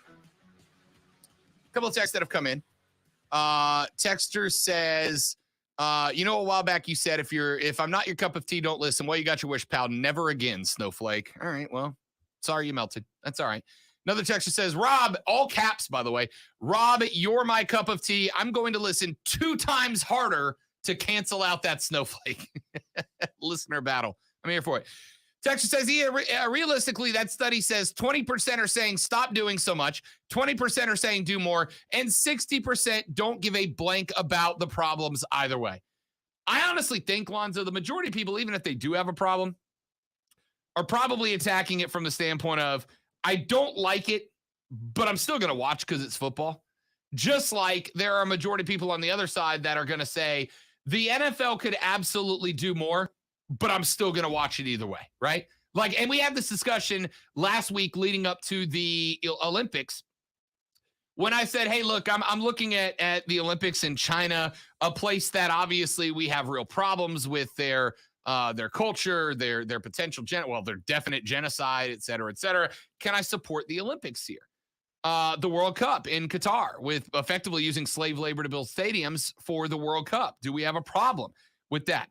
And I think the conclusion we kind of got to, ugly as it might be, is yes, none of us like it. None of us are happy about it. None of us like it. But at the end of the day, we're going to support the athletes and we're going to watch, right? It's just going to happen. I think the same thing's probably true with the NFL, but there's probably a fringe 10 or 12% on both sides that if you do more, they're going to stop watching, or if you do nothing, they're going to stop watching. And I think that's why this addition of games in Germany to the ones already in Mexico City and London are happening. Texter says, Sean says, my Sixers finally got a deal done and we're getting Harden. I'm so stoked. 10, 9, 8, 7 Sixers. The beard is here. What James Harden are you going to get, though? Right? What James Harden are you going to get? Are you going to get the James Harden that was great in OKC? Are you going to get the James Harden that was great in Houston? Or are you going to get the James Harden that said, I hate being here in Houston, get me out? Are you going to get the James Harden from the first half of the season in Brooklyn, where dude was playing good basketball? Or are you going to get the James Harden from the last 3 or 4 weeks, where he's been tanking that team, basically sabotaging it in order to get out? If you get good James Harden, this is a great pickup. Him alongside Joel Embiid could be a freaking OG platform. Those two guys could be great together. But if you get bad mentality, Harden, the Sixers are done. Well, the best part about this is you're getting him later in the season. So he does really well at the beginning when he gets to a team. So he might do well for you. Maybe. For this last part of the season. Why not? Absolutely. Texas says Jacksonville and London are interesting to look at as hosts of NFL franchises, whereas one is famous for bad food, bad teeth, and full of people that harken back to America long gone by. The other is the capital of England. Any shot at Jacksonville goes to the top of the text line for me. Top of the text line. Well done. All right, let's take a break. When we come back, there is a question circulating on Twitter that I asked Lonzo off the air, and he was like, this is pretty good. This is pretty good. I'll ask you the same question and see what your answers are on the text line when we come back. It's worth sticking around. You'll laugh a little bit. The Ryan Brown Show rolls on. It's ESPN Upstate. Prisma.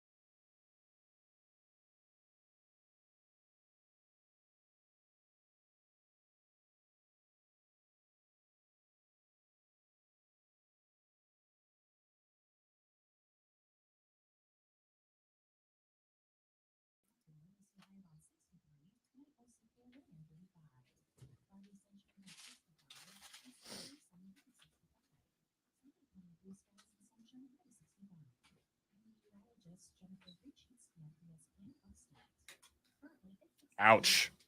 Just a straight up rejection. Well, it's also a fact that it looks like half of the trash can is under the table. So it's being guarded.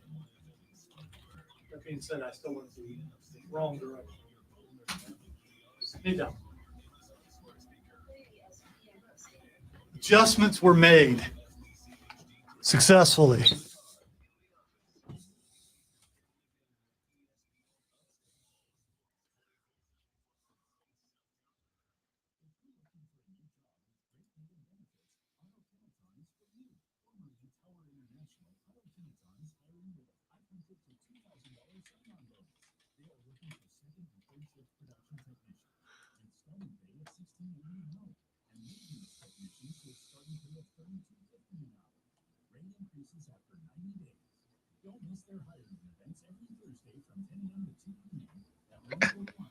My buddies were like, so there was a skier in the Olympics who said that the first time she skied, she realized she was made to ski. She was built to ski. Now she's in the Olympics. So my other buddy was like, I feel like there's got to be a sport that everybody's made for, right? I wish I would have found out what mine was. And the Palmetto Curling Club was like, have you tried curling yet? Right? So I tweeted out, I will meet all of you there. I'm a natural. And they said, can confirm. That is absolutely bragging rights for me.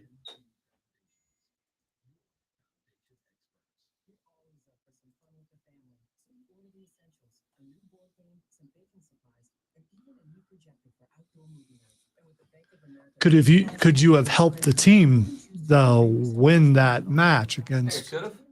Think so? I think it could have.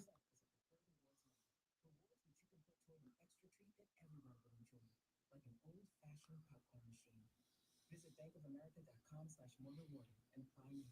Copyright 2021 Bank of America Corporation. When you order your Walgreens prescriptions with same-day delivery, it's possible you'll experience some side effects. Side effects may include joy that you won't run out of your pills and disbelief at just how crazy fast the delivery came right to your door.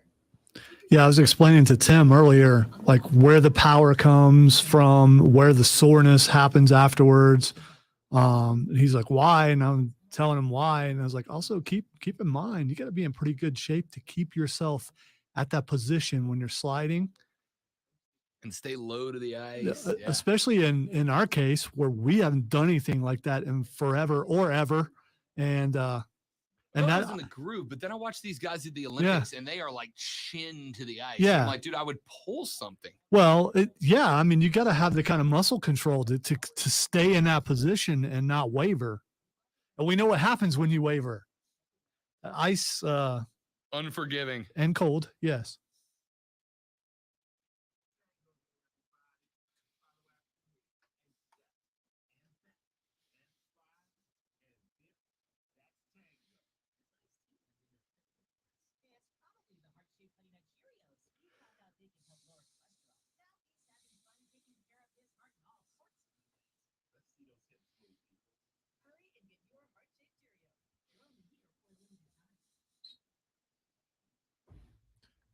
Oh, I think I took something off the screen. I'm trying to figure out what. Okay. You took the logo up off the top. Yeah, that's left corner. why. I also have had Rashad's name up there the whole time, and I didn't realize that.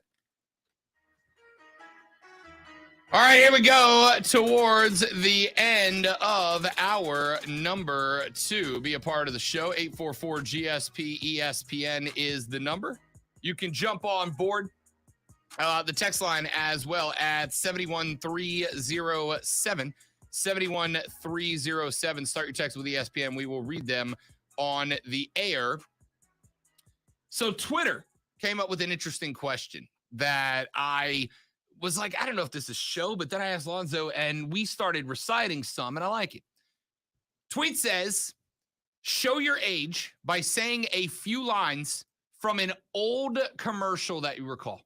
Like an old commercial that was kind of a staple of your childhood, of your growing up.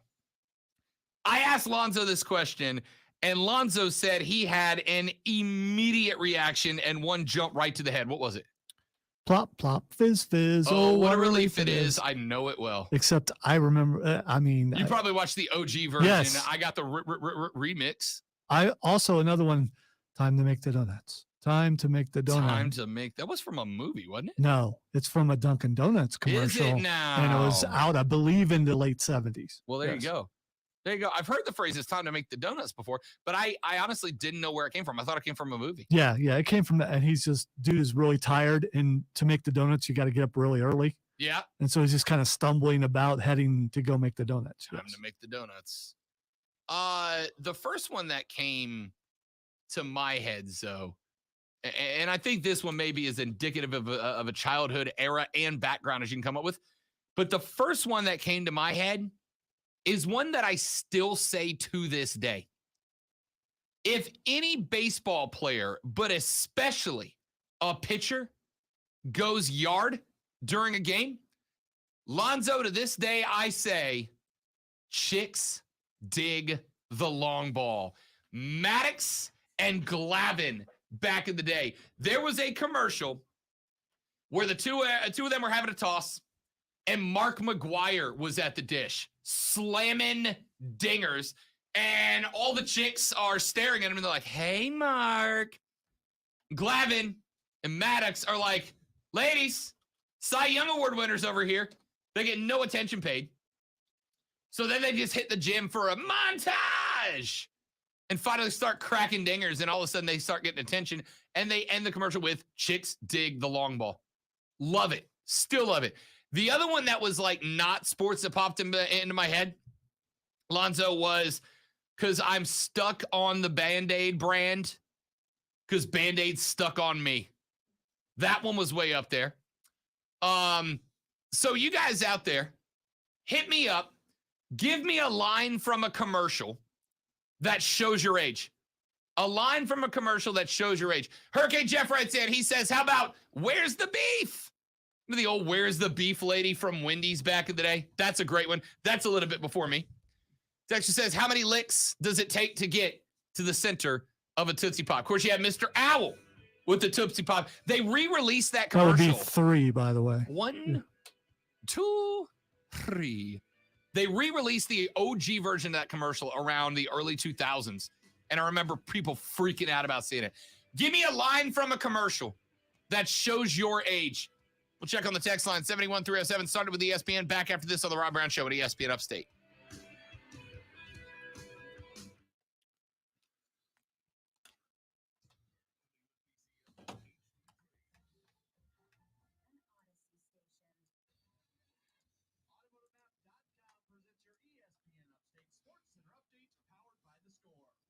We are your home for the Super Bowl. We hope you join us for the broadcast this Sunday. Carolina Panthers football re-signing the longest tenured member of their team, a long snapper, J.J. Jensen.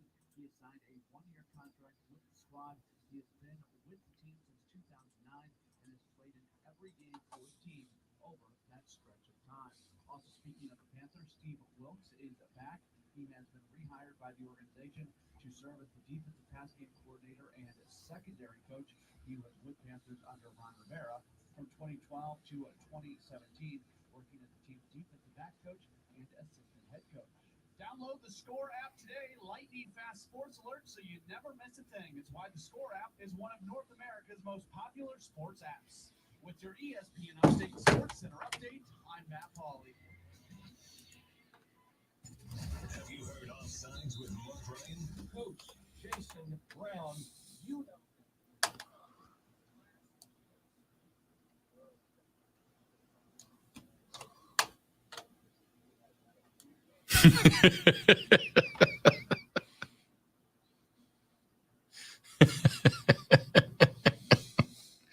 Mean but funny.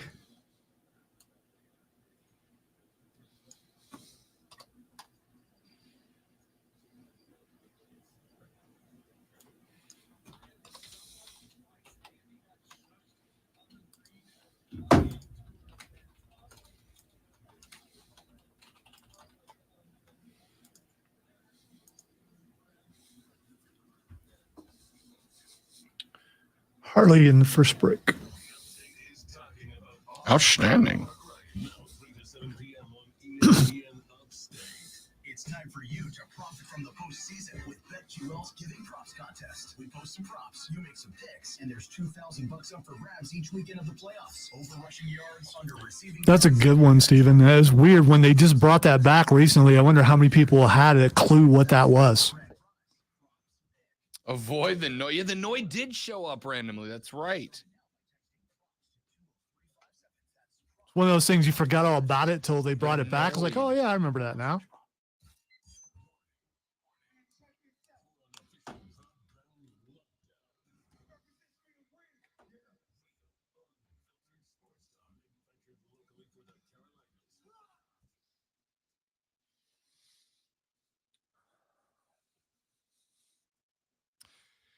And away we go. The third, the final, the best. The money hour of the Rob Brown Show goes now. This is ESPN Upstate. Hello, America. Hello, world. And hello, Upstate South Carolina. Great to be back with you. I am Rob Brown, the great one, Lonzo, at the helm in charge of the broadcast today. If you want to be a part of the show, you are welcome to do it. At 844-GSP-ESPN, 844-477-3776. You can also text us on the Preferred Home Services text line at 71307. Start your text with ESPN so that we can read them on the air. You can also tweet us, my Twitter handle, at The Rob Brown Show, because I am creative and smart. You can follow Lonzo at Lonzo on Word, just the L at the beginning, Lonzo on Word. Send us some tweets. We asked going out of that last one. We got some good answers. It's really just triggering nostalgia because nostalgia feels good, right? We ask you to give us a line or a phrase from a commercial that shows your age. Here's a couple that have come in so far. One of my favorites, and this commercial was quoted around America, but I still don't think it ever gets the amount of credit that it deserves, Lonzo. How about who you calling cootie queen, you lint liquor? Do you remember that one? Oh, yeah.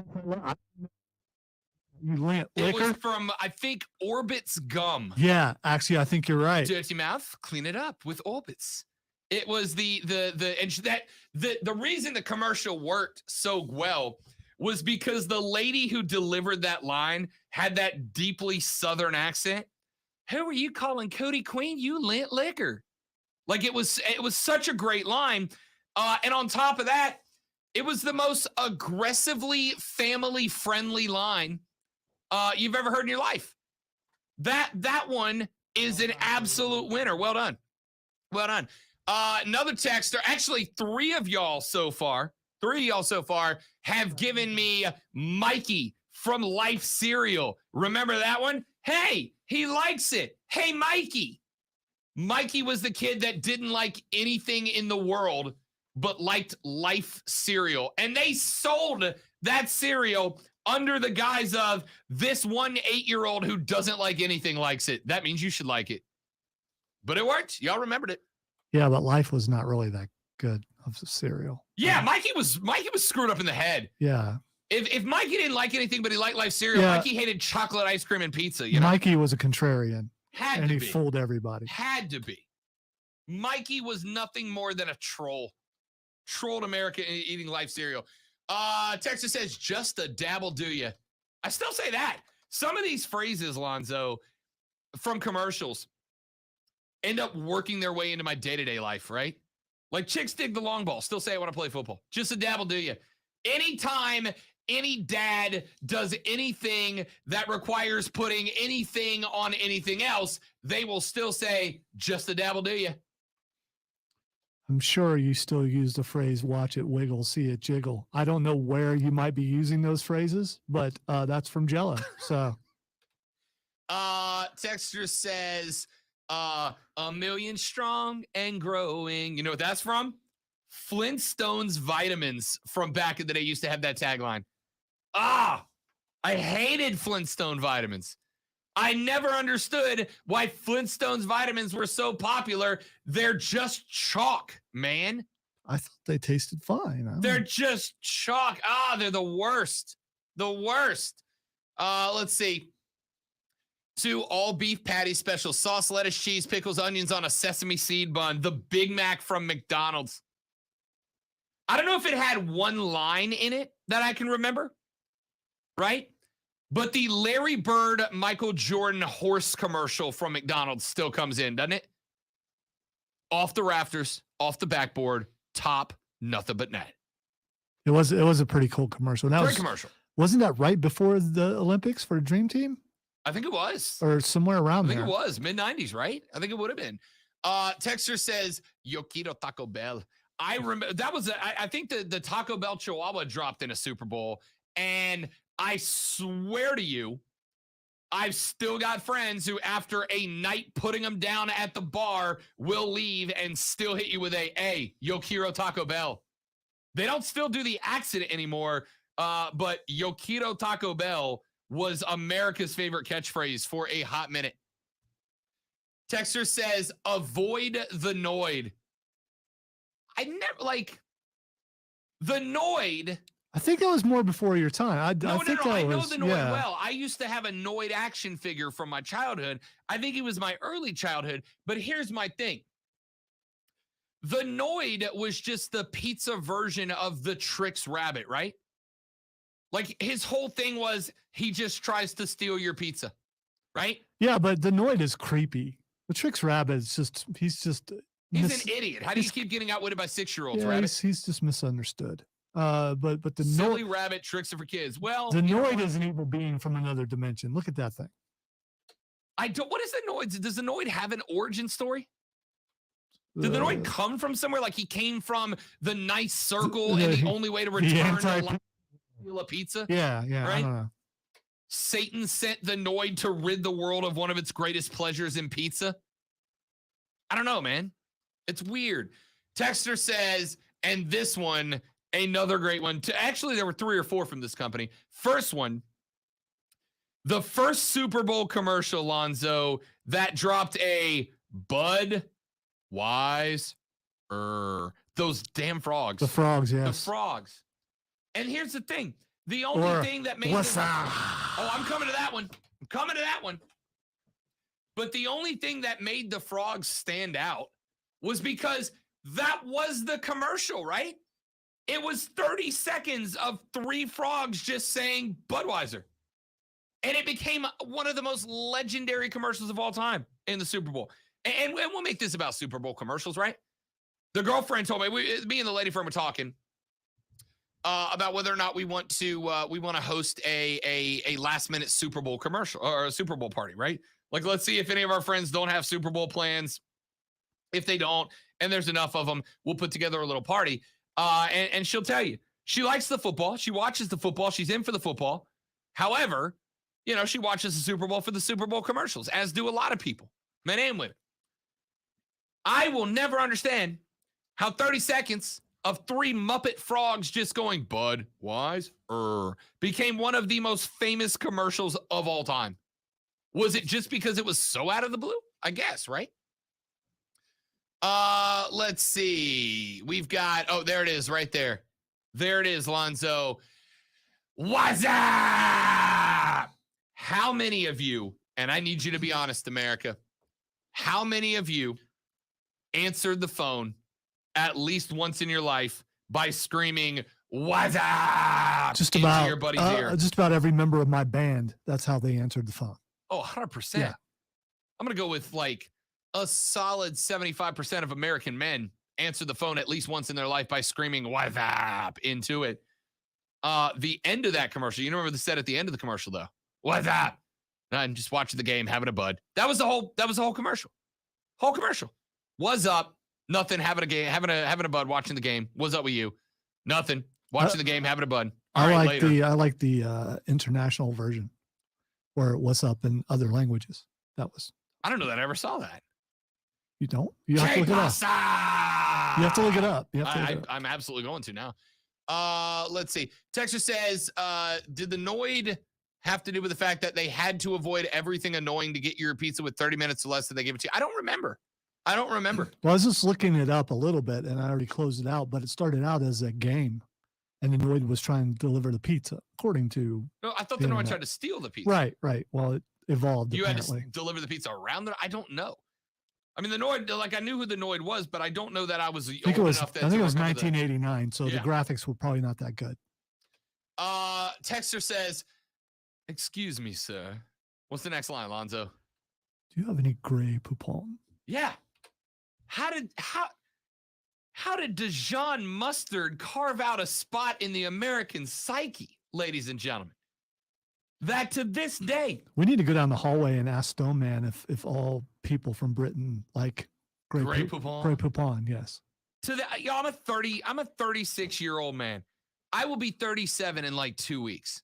So at 37 years of age, if I am in the grocery store with my mom, with my lady friend, by myself, if I see a bottle of Grey Poupon, I must out loud ask the question, "Excuse me, sir, do you have any Grey Poupon?" But do you pick it up and then do one? Present it. Yeah, do one of these. Do you not? You have to. Which Mike Myers did in Wayne's World when they rolled down the window and Them's the rules, because in the commercial it was 2 limos next to each other, wasn't it? I believe so. Like 2 rolls or something like that? I think there were several different versions, but yeah. Yeah. Unbelievable. Texter says, and I got to tell you, I didn't hear it, Lonzo. You'll be a better judge. Texter says, "Wow, when you just spoke in the Southern girl accent, you sounded like Matt Man to the T." I'll let you be there. I don't hear it. I didn't want to talk about how bad your Southern accent still is, and it's not there. I mean, you can do some Who are other. you calling a cootie queen? You lit liquor. All right, I hear it now. I hear what they're saying. I do. I'll take it as a compliment. That guy's done relatively well in the world of radio. He's all right. He's done all right. I'll take it as a compliment. Texter said, OMG, Hardee's and the California raisins. I had to have the whole set. I got to tell you, Lonzo, I believe it's still there, in the storage shed behind my mother's house in Pensacola. And I'm not going to tell you where because some of you guys might get weird. In the storage shed behind my mother's house in Pensacola, somewhere there is an old box of young Rob Brown stuff. It has like my growing up cowboy hat in it, and it's got my old Army men, and it's got a lot of my baseball cards and all that. And in that box, Lonzo, is the complete set of the California raisins from back in the day.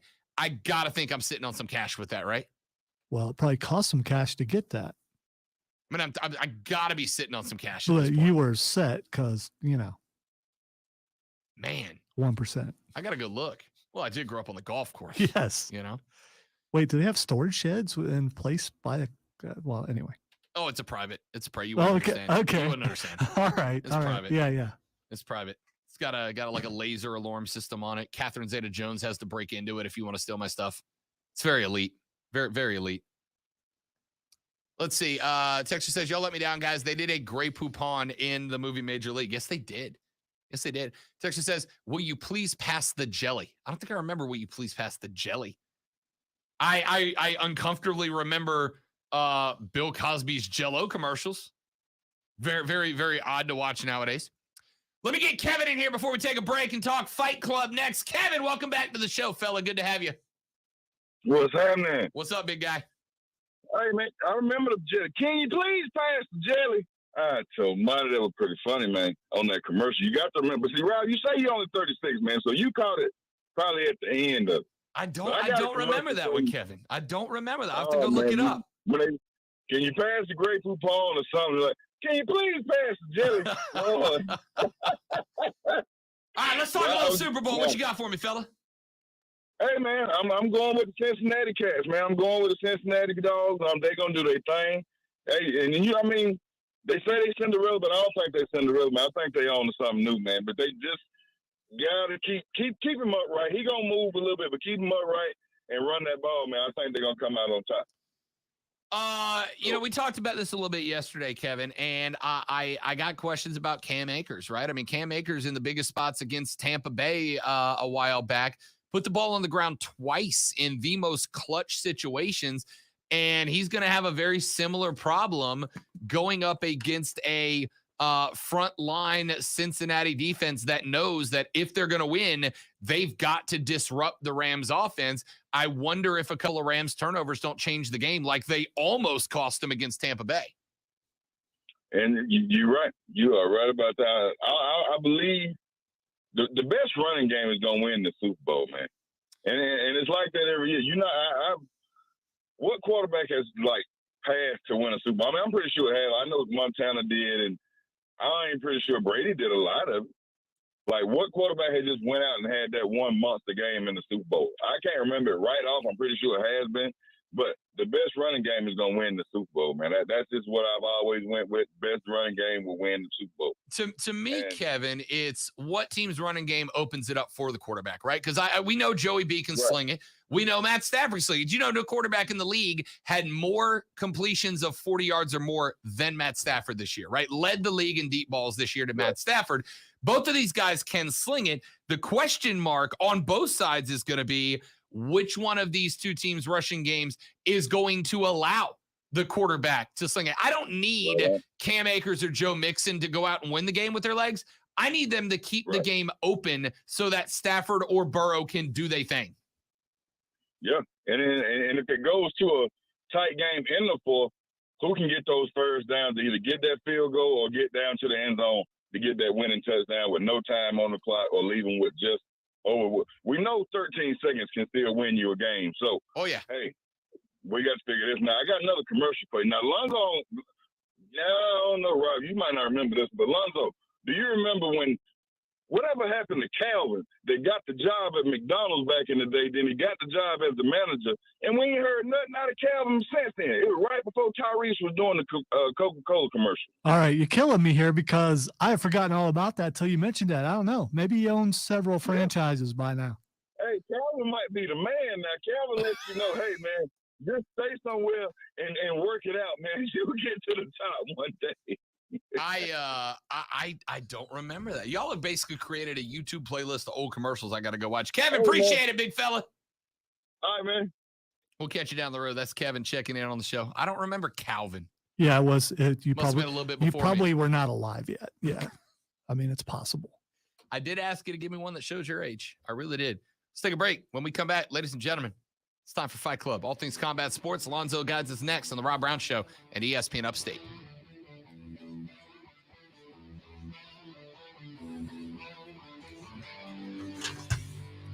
So about my friends at Harley Davidson of Greenville. I'll tell you, since the day I got my motorcycle, I have worked on it. Right, I bought it stock, and I have found things that I wanted to add. I have changed out the plates on it. I have changed out the clutch on it, put a double clutch on it. I have changed out the brake lines on it. I changed out the exhaust on it. I have done things to the bike that I wanted to do because in my head, I saw the motorcycle that I wanted to ride. And the unfortunate part is that I had to do all that myself, and I had to take the risk of doing it myself to make sure I didn't screw nothing up. You know what I mean? Well, if you go become a member of the Harley Davidson of Greenville family, here's what is awesome about it. They are going to help you build the bike of your dreams and do it alongside with you. Every person who works on motorcycles at Harley Davidson of Greenville is certified and constantly educated on the newest and latest HD technology to make sure that if there is a single change that you want made to your motorcycle, they have the parts, they have the knowledge, they have the tools, and they have the ability to get it done right, and get it done fast. And once you buy with Harley Davidson of Greenville, you are in the fam perfectly. They can take care of you for everything you need. Just need an oil change. Maybe you need some new tires. You want to slap a big wing on the front of it. Maybe you want to add that windshield for when the wind's blowing in your face a little bit. HD Greenville can take care of all of that and more to help you build the bike of your dreams. Check them out at 30 Chrome Drive. You can go see their beautiful showroom or find them on the internet at upstateharley.com. Upstateharley.com. It's Harley Davidson of Greenville.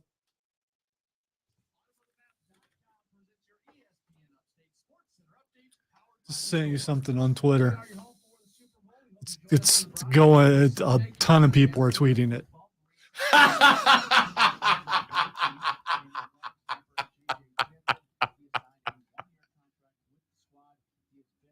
That's pretty good.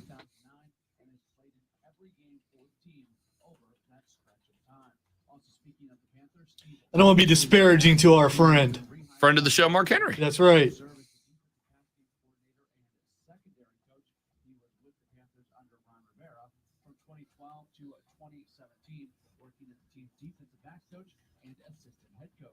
Download the Score app today. Lightning fast sports alerts so you never miss a thing. It's why the Score app is one of North America's most popular sports apps. With your ESPN Upstate Sports Center update, I'm Matt Pauley. That is an amazing tweet. Don't you wish you were the first person to send that out? And it's one of those things, you know, every now and then you see something and you go, how the hell did I not think of that? How did I not think of that? Because it's right there. It's right there. My baloney has a first name. It's OSCAR. My baloney has a second name. It's MEYER. But you know, Rob, that whole thing can't go around because people don't know who Mark Henry is because nobody likes wrestling. Because no one likes wrestling. Don't like wrestling. That's right. No, grown men. Grown men. Yes. Except Carmelo Anthony. Yeah, and all these people that are making this trend. Yeah. Shaq, definitely not a grown man. Snoop Dogg. Lemmy. William Shatner. Donald Trump, Hall of Famer.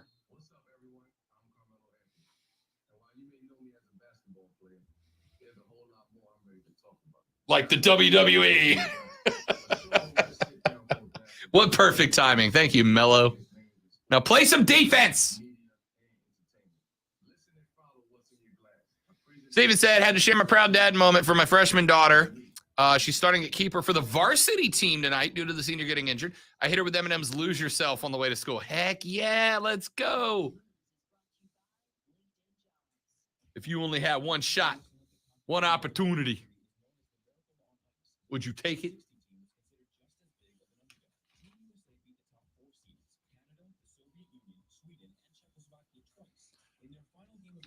Remember, Cameron had to wrestle on varsity. His first, I think it was his first varsity match, because the heavyweight got hurt, and Cameron was not a heavyweight at the time. He only weighed, I don't know, like 190, something like that.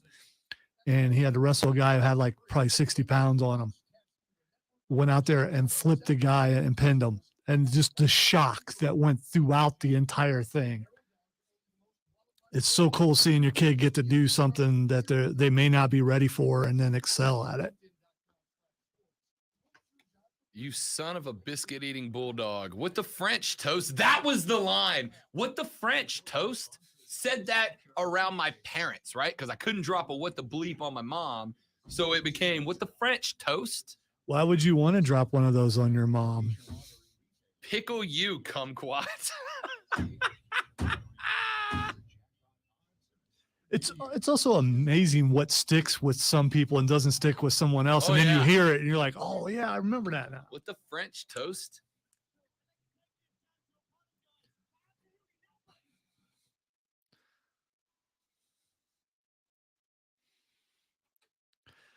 Welcome into the Fight Club, where we talk.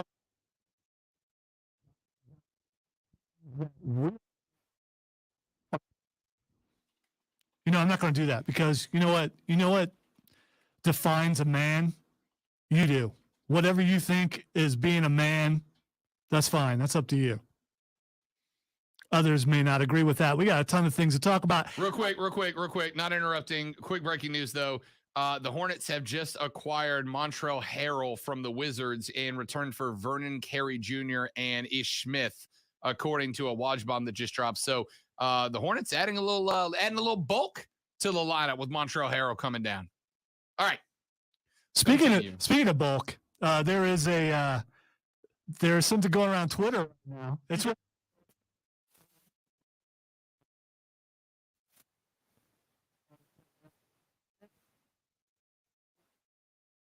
saying that this is what I can't. What James Harden's gonna look like after he snags some cheesesteaks in Philly. And showing Mark Henry. And when Mark Henry was on, we talked to him about his about what he had to eat while he was doing the strongest man. And yeah, if Harding does that, that's exactly what he's going to look like. He'll fill out the rest of them to the rest of his body to cover, how long his beard is. All right. Before we get to AEW, and there's a ton of things on AEW, I just want to mention one thing from WWE, and it's NXT, and Dolph was on NXT. Bonafide superstar Dolph Ziggler. And his entrance was very unexpected. When AJ went down there, it was telegraphed, and did not expect to see Dolph Ziggler down there. Walks in, puts his feet up on the table. It was great. But the best part about it all, Tommaso Ciampa said, "Kid, can I call you kid?" And then continued to call Dolph Ziggler kid. And I just thought that was hilarious. Isn't Ziggler older than him? I don't know. Well, he may be or may not be, but Ciampa with the beat just made it funny. Here's why I find this interesting. I genuinely believe this is not reaction. I genuinely believe that Dolph Ziggler is maybe one of the most underappreciated WWE wrestlers of all time, right? Because the dude's been remarkably entertaining. He cut a promo a few years back on, who was champ at the time? Was it Cena? That got me up off my couch. The dude has put on some remarkable matches. He will sell through the moon and back and put anybody over. He is the workhorse as far as I'm concerned. I hope he gets a I came down from the roster to make this place my B on NXT. What he said is there's one title he's never won, And the last person who said that would be Charlotte, and she came down and she won that title. Yeah. So do you put the title? Is this a trend? We've seen Mandy Rose come to NXT and stay there and thrive and be, one of the names of NXT right now.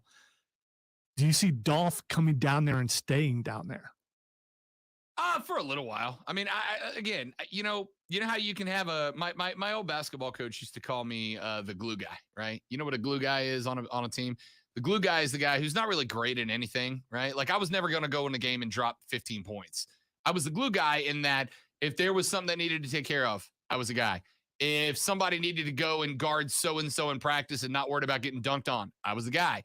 I was the guy that drove people around. I was the glue that kept the team together, was what he used to say. Granted, it was a really nice way of him to say, you suck at basketball. Thanks for being on the team still anyway, though. That's Dolph Ziggler, right? Like Zig's a guy that you can throw at anybody to make them look good. I think Dolph gets to go down, have a handful, have a show. Eventually, when they decide who the next guy is for NXT, they get to be the one that beats Dolph for that title. And then Dolph comes back up as a guy who just had a really good run at NXT, who gets to kind of use that to elevate himself at WWE. I think it's a good decision that they have made, and you know how much I don't like giving them credit for it. All right, so I'm going to do one more thing, WWE, just so Rob can get a shot at me before I take a shot at him, which is coming, and he already knows since I wouldn't talk about it earlier. Goldberg versus Roman, would they? Would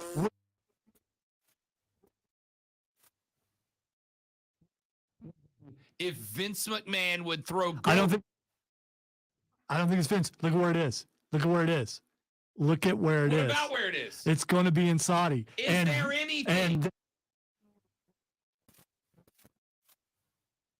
Regardless of whether he has to or not make some money, who pulls the trigger? Right now, I would say some princes somewhere, maybe. Vince could say no. Vince could say no.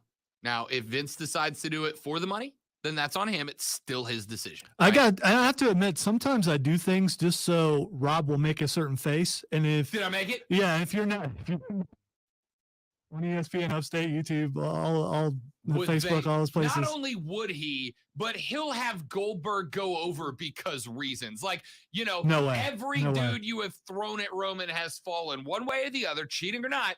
But you would have 92-year-old Bill Goldberg come out and beat him. We said the same thing about The Fiend. No way he beats him. No, this guy's so over. No way he beats The Fiend. And he smoked him. Well, this is his last match on his contract. I don't think he's going to do it. I think Roman's going to beat him. But still, last match that he was in, he looked pretty good. He didn't mess himself over like he did a couple times before. I think it'll be a good match, but I don't think there's any way. All right, let's talk about AEW and the big hype about the Forbidden Door being opened. Are you disappointed about who the door was opened for? Because even though Keith Lee showed up, that's not who the Forbidden Door was opened for. Keith Lee's not in the Forbidden Door. He's a free agent. Right. And he changed his name to Limitless. No, it's AEW on. He's in. It's pretty cool. It's pretty cool. Keith Lee's there, and we'll talk about him in a minute. So who? Jay White's a New Japan guy. Yeah, I know, but I want to know if you know more about him than what I know. I've seen matches in the past that friends of mine have been like, you got to watch this guy. He's very Adam Cole baby. Like he's a very physical wrestler. I don't know enough about him. Let's put it this way. I didn't know enough about him to pop, but I do know that my wrestling buddies that do watch New Japan were crazy excited about it. All right, let me ask another question. Does this mean? Well, first of all, I think this means Kenny Omega's coming back soon. Sure. Because they made too much of a big deal about how he and Kenny Omega did not get along. So does Omega come back as a face? No. I think he comes back as a heel and then turns down the line. But I think you've got. I think is this guy the catalyst to turn him face? I don't know, because obviously with Omega, you've got to figure out how you're going to work the angle of Cole, the Young Bucks. Or is this another way that Cole is going to break up the Elite? Yeah, I mean, it absolutely could be, right? Like this was all on purpose. Yeah, if Jay White, Cole, and the Undisputed Era Volume 2.0, Red Dragon, then turn on the Young Bucks and Kenny Omega and Omega adds, and of course, Brandon Cutler, the greatest of them all. Yes. If they turn on them and then, they add one more to that mix, you're talking about a phenomenal lineup and at the top of the card. Brandon knew. Yeah. I love the line. I saw something about it on Reddit. What a moment. Thank you for that nod to us nerds that go Reddit. No, I think you got a good faction war there. And then what will be intriguing is if Mox accepts Brian Danielson's offer and they build another, we could have a legit fight. And then what's going to happen with Inner Circle? What happens with the Pinnacle? I mean, I'm here for it all. Give me a full-scale faction war. That's the next thing. Does the Inner Circle really break up? They've had these problems before, and Sammy walking out to, I think their time is done. And there's nothing exciting about him. Yeah, right? yeah. Jericho's turning heel again, and that's which is fine. As a Jericho fan, as an Inner Circle fan, I've liked them since they created. There's nothing really exciting about them anymore to me, and that's when it's time. I think it's a good time to turn Jericho back heel. I like heel Jericho. Here's what happens, and this is me not fantasy booking. This is a spoiler. Hager turns on him in the match, and that's it. That's the end of it. I can see it. Yeah, I can see it. I absolutely could see it. Because he's too quiet. Yeah. All right, let's talk about one of the greatest moments last night, and that were the MJF cutouts. So good. Those were awesome. Those were awesome. And then there's a couple matches to talk about, but did you finish that and go, I should get a cutout of me? No. Or am I just an egomaniac? Because I immediately thought I'm getting a me cutout. We're surrounded by cutouts in here that annoy me. So, but you're right. So I'm gonna have one more. That's up in your. Does anybody know where I can get a Rob Brown life-size cardboard cutout? I bet you could do it at Staples, because that's where you can get a lot of things made there. I may be spending money I did not plan on spending today. Well, we will check into it after the show. I can put him right there, and he could be on the stream. There we go. When I leave the stream to go grab water or bathroom, whatever, I'll just move him over in front of the camera. That way, you never have to take your eyes off of me. Hey, that works for me. That's very egotistical, but I love it. That is awesome. All right, so CM Punk. You created this monster with the 1%er jokes. You yeah, know that, right? That's fine. You know, I'm into character creation. So CM Punk is told to find a partner to go up against FTR. And, it's well known that I don't like FTR. If we were to have a chance to have them on the air, I don't know if I stay for the interview. I might just get up and walk out. Stop it. I might just get up and walk out. Ladies and gentlemen, and the Emmy goes to Lonzo for his performance of, I would walk out on an AEW interview. You liar. You are a liar. See, now what he's doing, because there is a chance that we actually get FTR to. Oh, this is no reverse psychology. Yeah. This is genuine. Quite the opposite. I like, because we've done this. You and I approach our wrestling interviews from very different positions, right? Like, you have questions like asking Dr. Britt Baker, DMD, friend of the show, who has the best teeth, which was a great question that I never would have thought of. I, of course, want you there, if only because I want to know how hard you would troll Dax and Cash in person to see what kind of reaction you get. Well, I also can get some inside knowledge because one of them is around here and from around here, and there's some people in the building and some people I know that they're friends with, and I could find some stuff if I was wanting to put the effort into it. Anyway, so CM Punk goes out and gets my favorite wrestler, Jon Moxley, to come in and wrestle. And my first thought was something that Rob said to me earlier. Rob's going to say, there's no way. He doesn't like PR. Dude. He doesn't like CM Punk. It was scripted. These.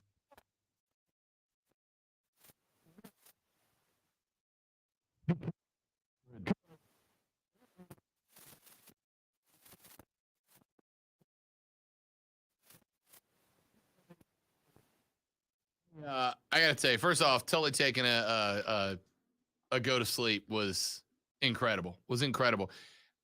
If you came to me and said, Rob, I need you to script the perfect wrestling match that Lonzo will love, but it must involve a guy Lonzo hates, CM Punk.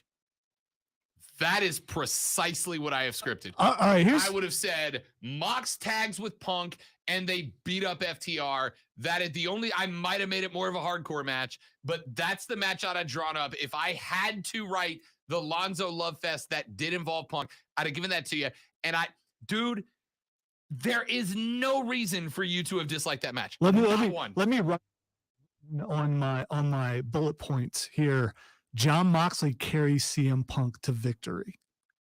That's absolutely what happened. The highlight was Moxley. Everything he does is amazing. It's go.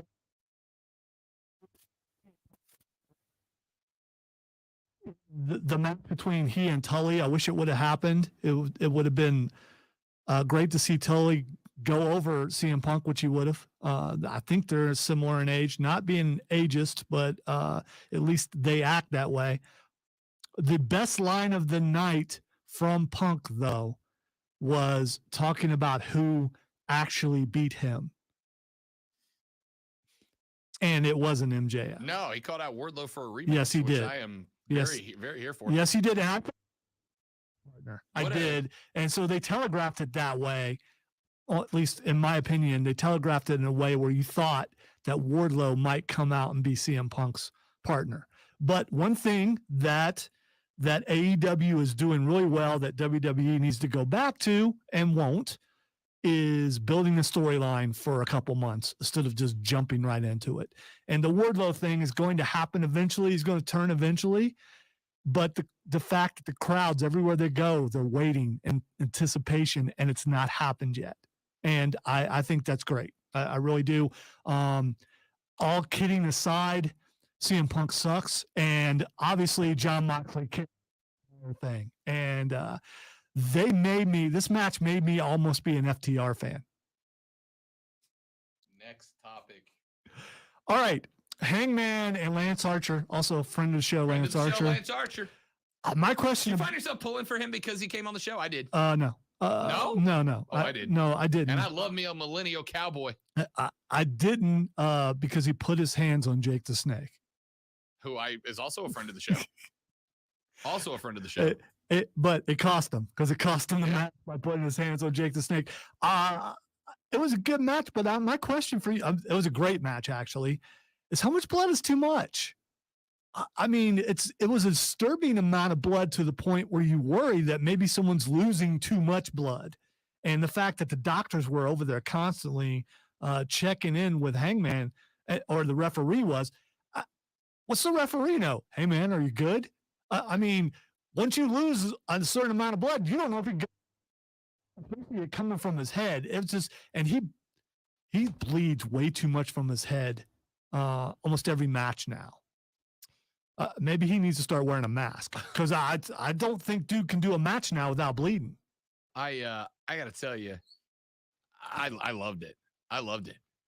That's barbaric. West. How could you love the Crimson Mask? I thought the fork spot was amazing. Like, that goes wrong, he's in trouble. Well, after seeing that death match dude with Jericho, I mean, with the light tubes, cage, that the fork means nothing to me after seeing that. That was just I loved it. I thought it was exceptional, to be honest with you. Like, I finished that and I was like, damn, I may have to make next Wednesday a priority. Once again, and I mentioned this last week, it seems to me that they're putting pay-per-view type weeks together, and it's kind of wasted because the pay-per-views that I've seen from them aren't nearly as good as these episodes have been. Gosh, save them for the they're making every Wednesday pay-per-view quality. How awful of them. Because I can't imagine spot where you are trained to expect crap on the regular only to sometimes be paid off in a pay-per-view. When somebody goes, I will give you filet mignon on the regular, and you're like, no, that's too good for me. Well, it's 2. All right, fine, 2. 1 for the day. We got to go to break, but before we do, they love the belt. And fall over when he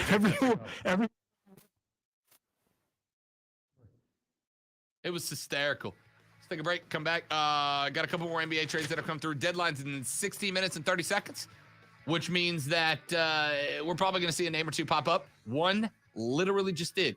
Say who's on the way out and more when we come back. Rob Alonzo, it's ESPN Upstate.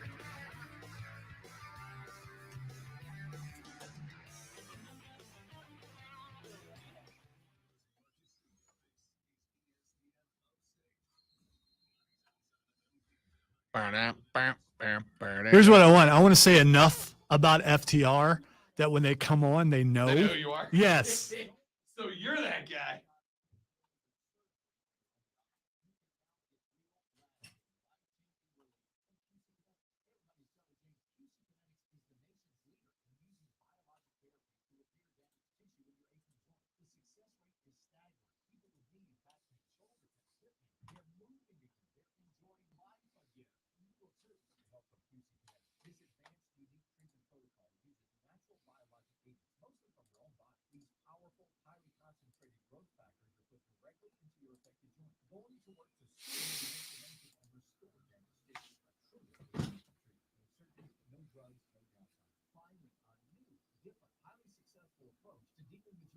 Isn't it time you got a second opinion? Call QC Kinetics now and wake up to a life without pain. Call them today here in Greenville and Asheville. 864-448-3772. Don't wait. 864-448-3772. With just one spray of Microban 24, your hard surfaces are sanitized for up to 24 hours. Touch after touch after touch. So 6 hours from now? Still sanitized. 12 hours? All right. This is a true sign of age when the AARP ads are showing up on your Facebook page. I mean, obviously my age is on my Facebook page, but I'm trying to look at the free gift and see if it's worth it. It's like luggage. I don't need luggage. I don't go anywhere.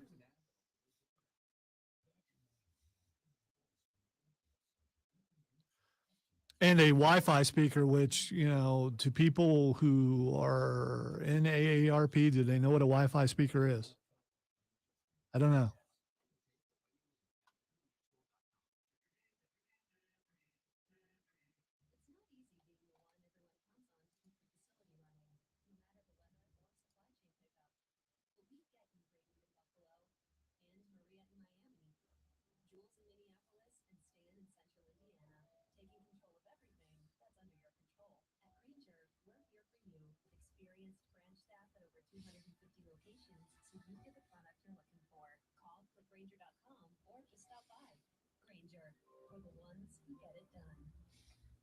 Here at Frank's Bank, we put together a completely exhaustive list of essentials that will bring everyone together on meal day. Number 1, Frank's Bank. Number 2, wings. Okay, it looks like that's it. Frank's Bank. I put that shit on everything. Cutting the price of your wireless bill feels good. Really good. Actually, it feels great. You should try it out. So cut your bill by switching to Straight Talk Wireless. Now offering our $45 Silver Unlimited plan with 5 gigabytes of hotspot and nationwide 5G on America's largest, most dependable networks. The $45 Silver Unlimited plan from Straight Talk. Straight Talk Wireless. No contract, no compromise. Unlimited equals 30 days. See terms and conditions at straighttalk.com. 5G capable device required. Actual availability, coverage, and speed will vary.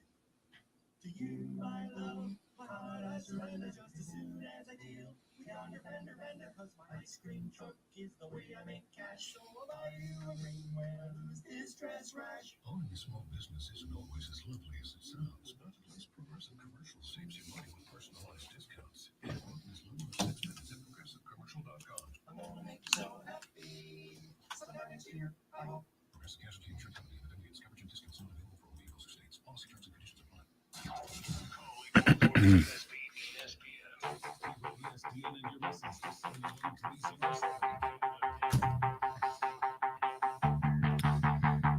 All right, here we go. Oh, there it is. Oh, yeah, no, correct. The Dallas Mavericks have shipped Kristaps Porzingis out. He is now a member of the Washington Wizards. That came up just a couple of minutes ago.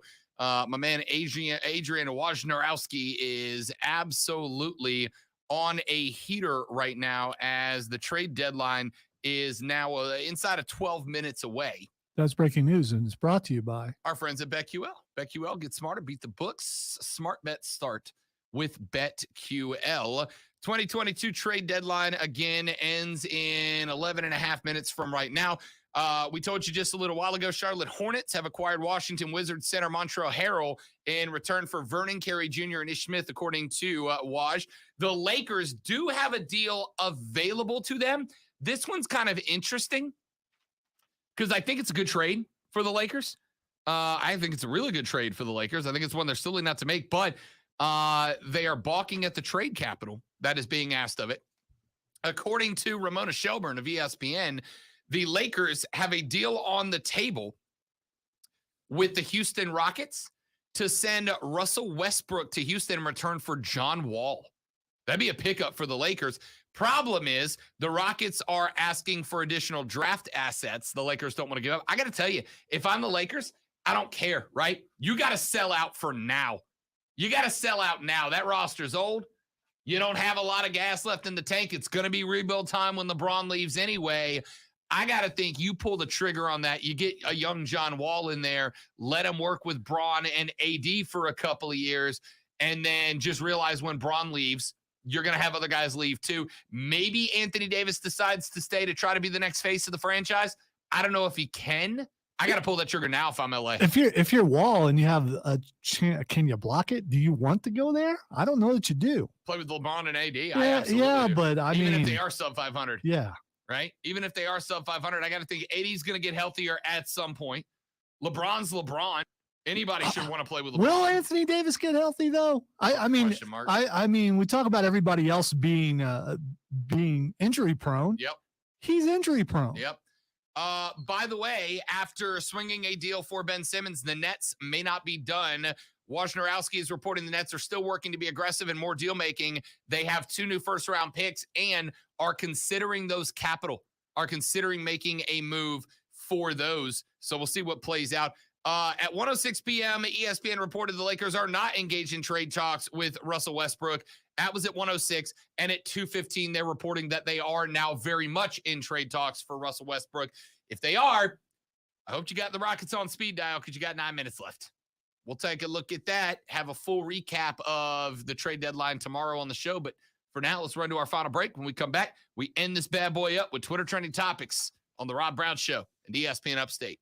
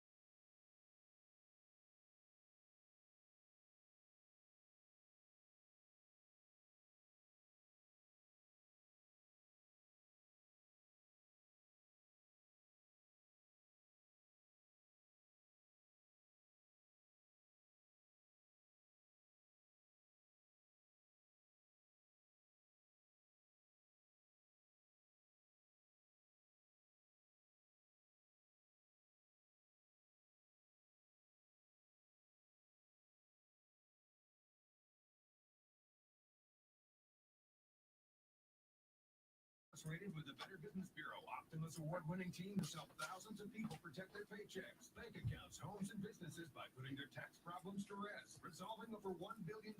Such a handy. Woof. Dude, half the things under. I mean, I can move it, but you know, the obstacle makes it more interesting. Still. There it is. So Punk tweeted Danhausen, "You busy," and then 20 minutes later tweeted, "Never mind."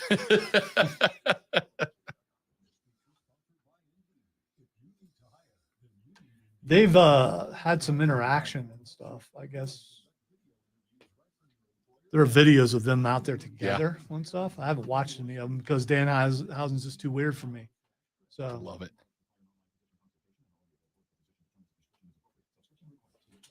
Voice is kind of annoying, and I know it's on purpose, but the voice is kind of annoying.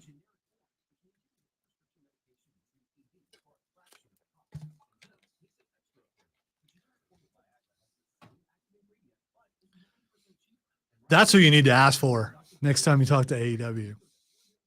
Who's that? Danhausen? Danhausen. That'd be great. Especially if we get him on StreamYard.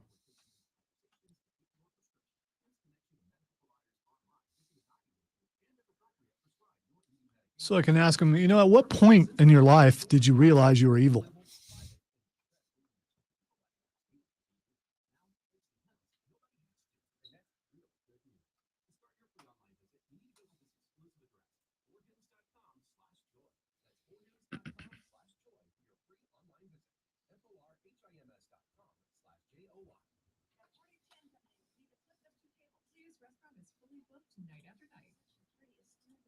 She no longer has reservations about finally finding a hostess. Why doesn't 23 have menu?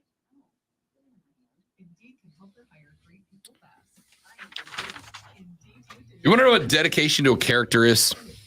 Brad Martian is a forward for the Bruins. Mm-hmm. And the other day, he's on a 6-game suspension because he punched a goalie, which is like the biggest no-no, right? Then after he punched the goalie, as he was being skated away by the refs, he took the stick and hit the goalie in the face. 6-game suspension and a big fine. Brad Martian has been fined through his career so far a total of $1,419,568. That dude has given away nearly $500,000 in fine, $1.5 million in fines. That is dedication to being the heel, is what that is. Or someone in need of anger management. Yeah.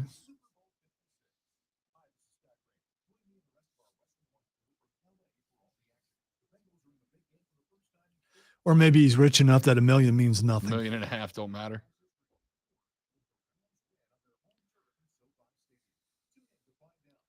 Be like if one of us dropped $1 in the toilet.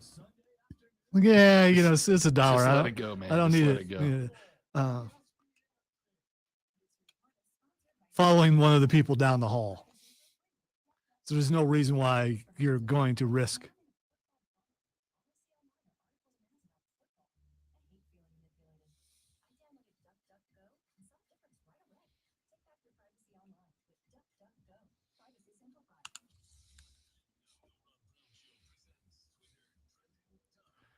All right, time for Twitter trending topics. I'm going to tell Rob what is trending on the internet. The first thing that's trending is the Batman. So I got good news yesterday. The lady friend has informed me that she will be going out of town. Well, she's not going to town. One of her best friends is coming in town the week that movie drops. She's like mildly interested in it, right? Like she was more on the Marvel movies. She's like, I'm not a Pattinson fan. It seems just a little less fun than the Marvel movies, so I don't know if I'm interested in it. Which means your boy gets to see it on opening night Thursday night. That's all I'm looking for. Well, the reason why it's on sale now. Are they? Yes, they went on sale today. Well, so you see opening night, midnight movies around here more than I have since I moved Not here. midnight. They actually start at 7. Really? Yes. How are the theaters on opening nights for movies like this one? Do they get pretty packed up? For something like this, yes. Okay. Yes. So we probably need to go ahead and get them. Well, possibly. You already did. Well, no. my wife was going to wait till next week to buy them, but May not have a choice. May not. And was planning on picking up an extra ticket for someone. So I mean, there's that. All right, actually, no time for nothing. It's time to go. What was it? It's Jurassic, but yeah, we the new have no Jurassic time. Park's coming out. They've been running all the dinosaurs after Olympians in the commercials, and just once I want to see a dinosaur catch one. Y'all have a great day. Mark Ryan and Diesel are up next. We'll see you tomorrow on the Rob Brown Show on ESPN Upstate. Later, brother. New trailer drop. That's what it was. Ah, I got you. And then I realized what time it is. Like, oh, it's time to go. What time is it? Game time. Oh. I can actually say I might be responsible for doing a good deed today. This is Sports Center. Why is that unusual? You're a good guy.